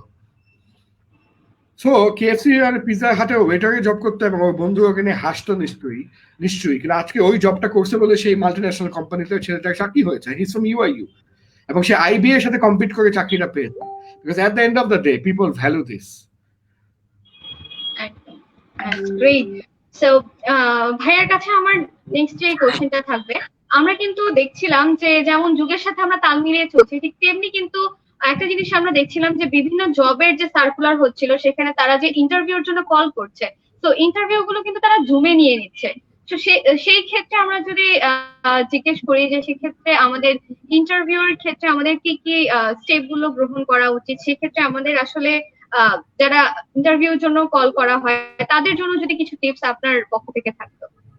জি, সো বেসিক্যালি ইন্টারভিউতে জুমে হোক আর লাইভে হোক, প্রথম আপনার যেটা বুঝতে হবে ওইটা হচ্ছে জব ডেসক্রিপশনটা কি।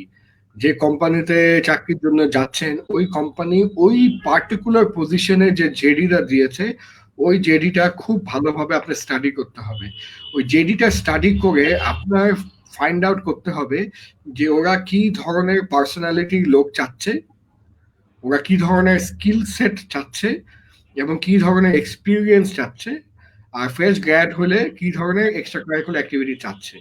এটা আপনার জেডিটাকে দেখে ভালো করে পড়ে জেডিটাকে ডাইসেক্ট করে এটা আপনি বের করে ফেলতে হবে।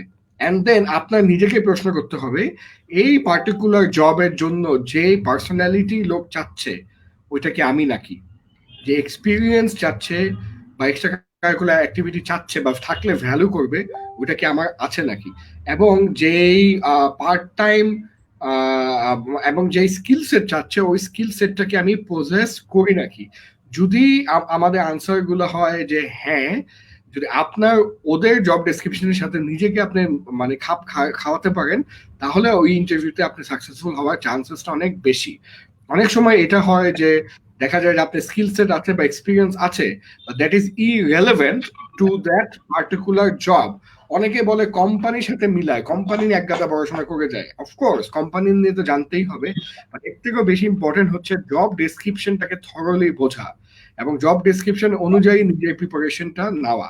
So I think that is very important. এবং সেকেন্ড হচ্ছে যে যদি লাইভে হয় আমরা জানি যে আমাদের সুন্দর করে একটা মানে অফিসে আমাকে দেখতে কিরকম লাগবে ওই ধরনের গেট আপে যেতে হবে।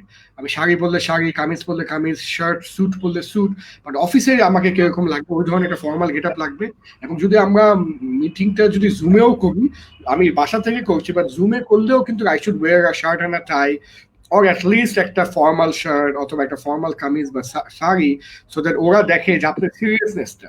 যেমন আমি যখন বাসায় থেকে কর্পোরেট ট্রেনিং করাই কেয়ার বাংলাদেশ, নোকিয়া, সেবা, আমি কিন্তু বাসায় এখানে বসেই আমি কিন্তু কোট পরেছি, হয়তো নিচে আমি হাফ প্যান্ট পরা বাট উপরে হয়তো টি শার্টের উপরে একটা কোট পরা বা শার্টের উপরে একটা কোট পরা, so that they also see যে বাসা থেকে ট্রেনিং করাচ্ছে বাট একটা প্রফেশনাল ট্রেনার যেমন ট্রেনিং এর সময় একদম ফর্মাল গেট আপে থাকে উনি কিন্তু বাসার থেকেও ফর্মাল গেট আপে ছিল। সো ইন্টারভিউ বোর্ডও কিন্তু এটা আপনাকে ভ্যালু করবে এবং ওরা দেখবে যে আপনি থরলি প্রিপারেশনটা নিয়েছেন নাকি, জেডিটা জানেন নাকি, এখান থেকে কি কি করলে জবে আপনি বেটার হবে, কোম্পানি সম্পর্কে জানেন নাকি, হ্যাঁ রেলেভেন্ট এক্সপিরিয়েন্স স্কিল সেটটাকে আপনি ঠিক মতন সেল করতে পারছেন নাকি, they will all see that. So এই হচ্ছে আমার কিছু টিপস। ওকে, সো অলরেডি আমাদের সাথে লাইভে অনেকেই কানেক্ট হয়ে আছেন, কিছু কমেন্টস নিয়ে নিতে চাচ্ছি কারণ আমরা লাইভের একদম শেষ দিকটাতে চলে এসেছি। আপনি একটু কমেন্টস গুলো একটু পড়েন, আমি এক মিনিট একটু আসছি একটু ওয়াশরুম থেকে, জাস্ট এক minute. Sure. Thank you. Okay, so আমাদের সাথে দেখতে পাচ্ছিলাম তমা আছেন জয়েন করে। তিনি কোশ্চেন করেছিলেন কি স্কিল গুলোর জন্য আসলে আমাদের সামনে আবেদন বেশি থাকতে পারে। তো ডন ভাই অলরেডি আপনার কোশ্চেনের অ্যান্সার দিয়ে দিয়েছে, আপনি আই থিংক আপনার অ্যান্সার আপনি পেয়েছেন। এন্ড আমাদের সাথে দেখতে পাচ্ছিলাম ফিরোজ হোসেন আছেন, তিনি বলছেন অসাধারণ একটি আয়োজন, থ্যাংক ইউ সো মাচ। তিনি জয়পুরহাট জেলা থেকে আমাদের সাথে কানেক্ট হয়ে আছেন। ওকে, এছাড়া দেখতে পাচ্ছিলাম আশিক খান আছেন, তিনি বলছেন রাইট নাও কোন কোন স্কিল ডেভেলপের উপর আমাদের ফোকাস করা উচিত, এবং আচ্ছা এটা নিয়ে অলরেডি ডন ভাই আমাদেরকে জানিয়েছেন কি কি সফট স্কিল আমাদের আসলে এই সময়টায় গেইন করা উচিত।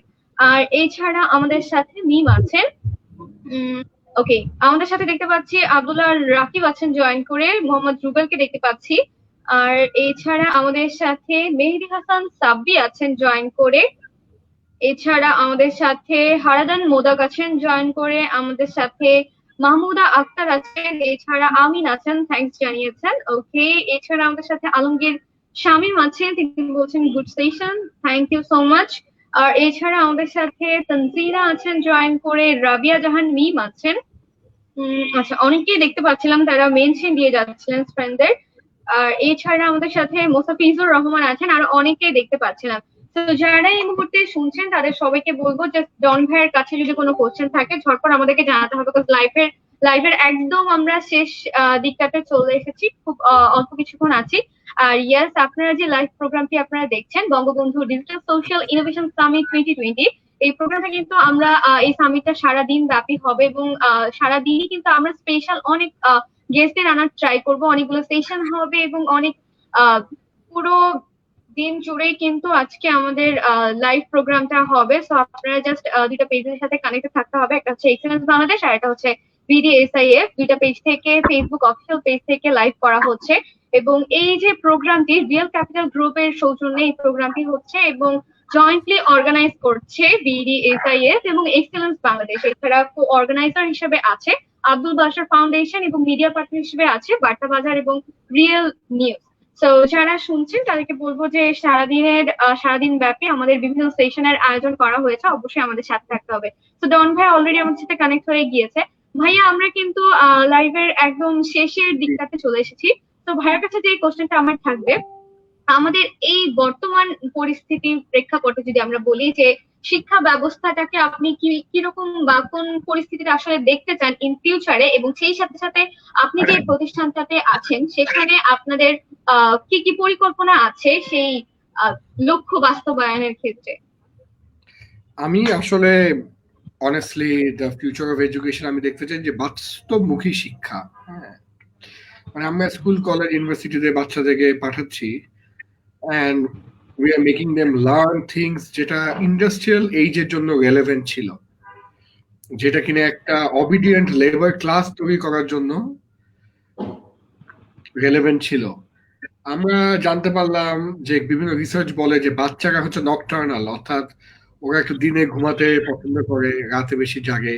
ছোট বাচ্চাদের কথা বলছি, তবে প্লে গ্রুপ নার্সারি স্কুল শুরু হয় 7:30 8টায়। I mean Y? ছোট বাচ্চাদের স্কুল আবার কেন সকাল 7টায় শুরু হতে হবে? এটা কেন সকাল 10টায় না? কেন দুপুর 12টা থেকে বিকাল 4টা পর্যন্ত না? কথায় কথা আমি জাস্ট মানে বলছি যে ওয়াই এই সকালে বাচ্চাকে আমি ভোর 6টার দিকে উঠাবো। হ্যাঁ, বাচ্চা চোখ জ্বলতে জ্বলতে প্রতিদিন বাহানা করবে, স্কুলে যাবে না, পেট ব্যথা বলবে, আমাকে জোর করে স্কুলে নিয়ে যাবো। Why is this? There should be at least option. যে প্যারেন্টসরা চায় যে তাদের অফিস আছে, তারা আর্লি বাচ্চাকে স্কুলে দিয়ে অফিসে যাবে, দ্যাটস ফাইন। যারা চায় না, they can also do later school, right? এবং একটু লেট স্কুল বা আফটারনুন স্কুল। তো এইটাই আমি রিকোয়েস্ট করব আমাদের যারা শিক্ষা ব্যবস্থার সাথে জড়িত সবাইকে একটু অ্যানালাইজ করতে যে 2020 সালে কি প্র্যাকটিক্যাল জিনিসগুলো লাগবে, কি নলেজ গুলা লাগবে, কিভাবে ওদেরকে পড়াশোনা করালে, এডুকেটেড করালে ওরা এগিয়ে যেতে পারবে ফর আ রিয়েলিস্টিক ফিউচার, এবং মানে বাস্তবমুখী এবং স্কিল সেট বেস এডুকেশন, যেটাতে ওরা কন্টিনিউয়াসলি বিভিন্ন রকম এক্সট্রা কারিকুলার অ্যাক্টিভিটি করবে। এক্সট্রা কারিকুলার অ্যাক্টিভিটির জন্য ওরা মার্কস পাবে। এক্সট্রা কারিকুলার অ্যাক্টিভিটি বা co curricular activity like self defence, music, dance, sports, debate, যা যেটা ভালো লাগে, যার যেখানে স্পেশালাইজ, হ্যাঁ, যার পার্সোনালিটির সাথে ওই ট্রেডটা মিলে যায়, যে ওর personality wise that person can be very good in sports, কথা। এবং এই ধরনের অ্যাক্টিভিটি করলে, যেমন স্পোর্টস করলে টিম ওয়ার্ক শেখা যায়, কোঅর্ডিনেশন শেখা যায়, প্রবলেম সলভিং শেখা যায়, নেতৃত্ব দেওয়া শেখা যায়, স্ট্রেস রিলিভ হয়। All this things happen through extra curricular activity.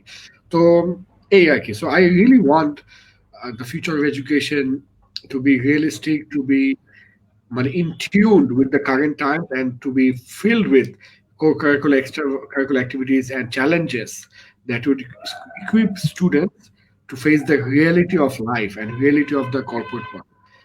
Thank you so much for having me, Rima, and thank you so much to organizers, to Ali, to everyone, for organizing this. Thank you so much ভাইয়ারা তো ব্যস্ততার মাঝেও আমাদেরকে সময় দেওয়ার জন্য, এবং I think আমাদের সাথে যারা ছিলেন তারা তাদের সবগুলো অ্যান্সার তারা পেয়েছেন, এবং অনেক ইনফরমেশন কিন্তু আমরা আজকে জানতে পেরেছি। তো সেশনটা আমরা কিন্তু বলতে পারি অনেক ইনফরমেটিভ ছিল। আই হোপ সবার অনেকটা ভালো লেগেছে। আমাদের সাথে ভিউয়ার যারা ছিলেন তাদেরকে অসংখ্য ধন্যবাদ, তাদের জন্যই আসলে আমাদের এত আয়োজন। এবং ডন ভাইয়াকে অসংখ্য ধন্যবাদ জানাচ্ছি। এবং আজকের এই যে আমাদের সামিটটা হচ্ছে, আমরা কিন্তু সারাদিন ব্যাপী আমরা লাইভের প্রোগ্রামের মাধ্যমে আপনাদের সাথে বিভিন্ন ইনফরমেশন শেয়ার করার চেষ্টা করে থাকবো, বিভিন্ন ডিসকাশন হবে। সো আমরা এই মুহূর্তে লাইভটা এখানেই শেষ করতে চাচ্ছি, বাট আমাদের নেক্সট লাইভটা কিন্তু ঠিক 3:30 বাজে আবারও শুরু হয়ে যাবে। সো যারা আছেন অবশ্যই আমাদের এক্সপিরিয়েন্স বাংলাদেশ এবং BDSIF পেজের সাথে কানেক্ট থাকতে হবে। আর আজকের মতো এখানেই আমাদের লাইভ শেষ করছি। ডন ভাইয়াকে আল্লাহ হাফেজ জানিয়ে, ধন্যবাদ জানিয়ে আজকের মতো এখান থেকে বিদায় নিচ্ছি ভাইয়া। থ্যাংক ইউ টেক কেয়ার, আল্লাহ হাফেজ।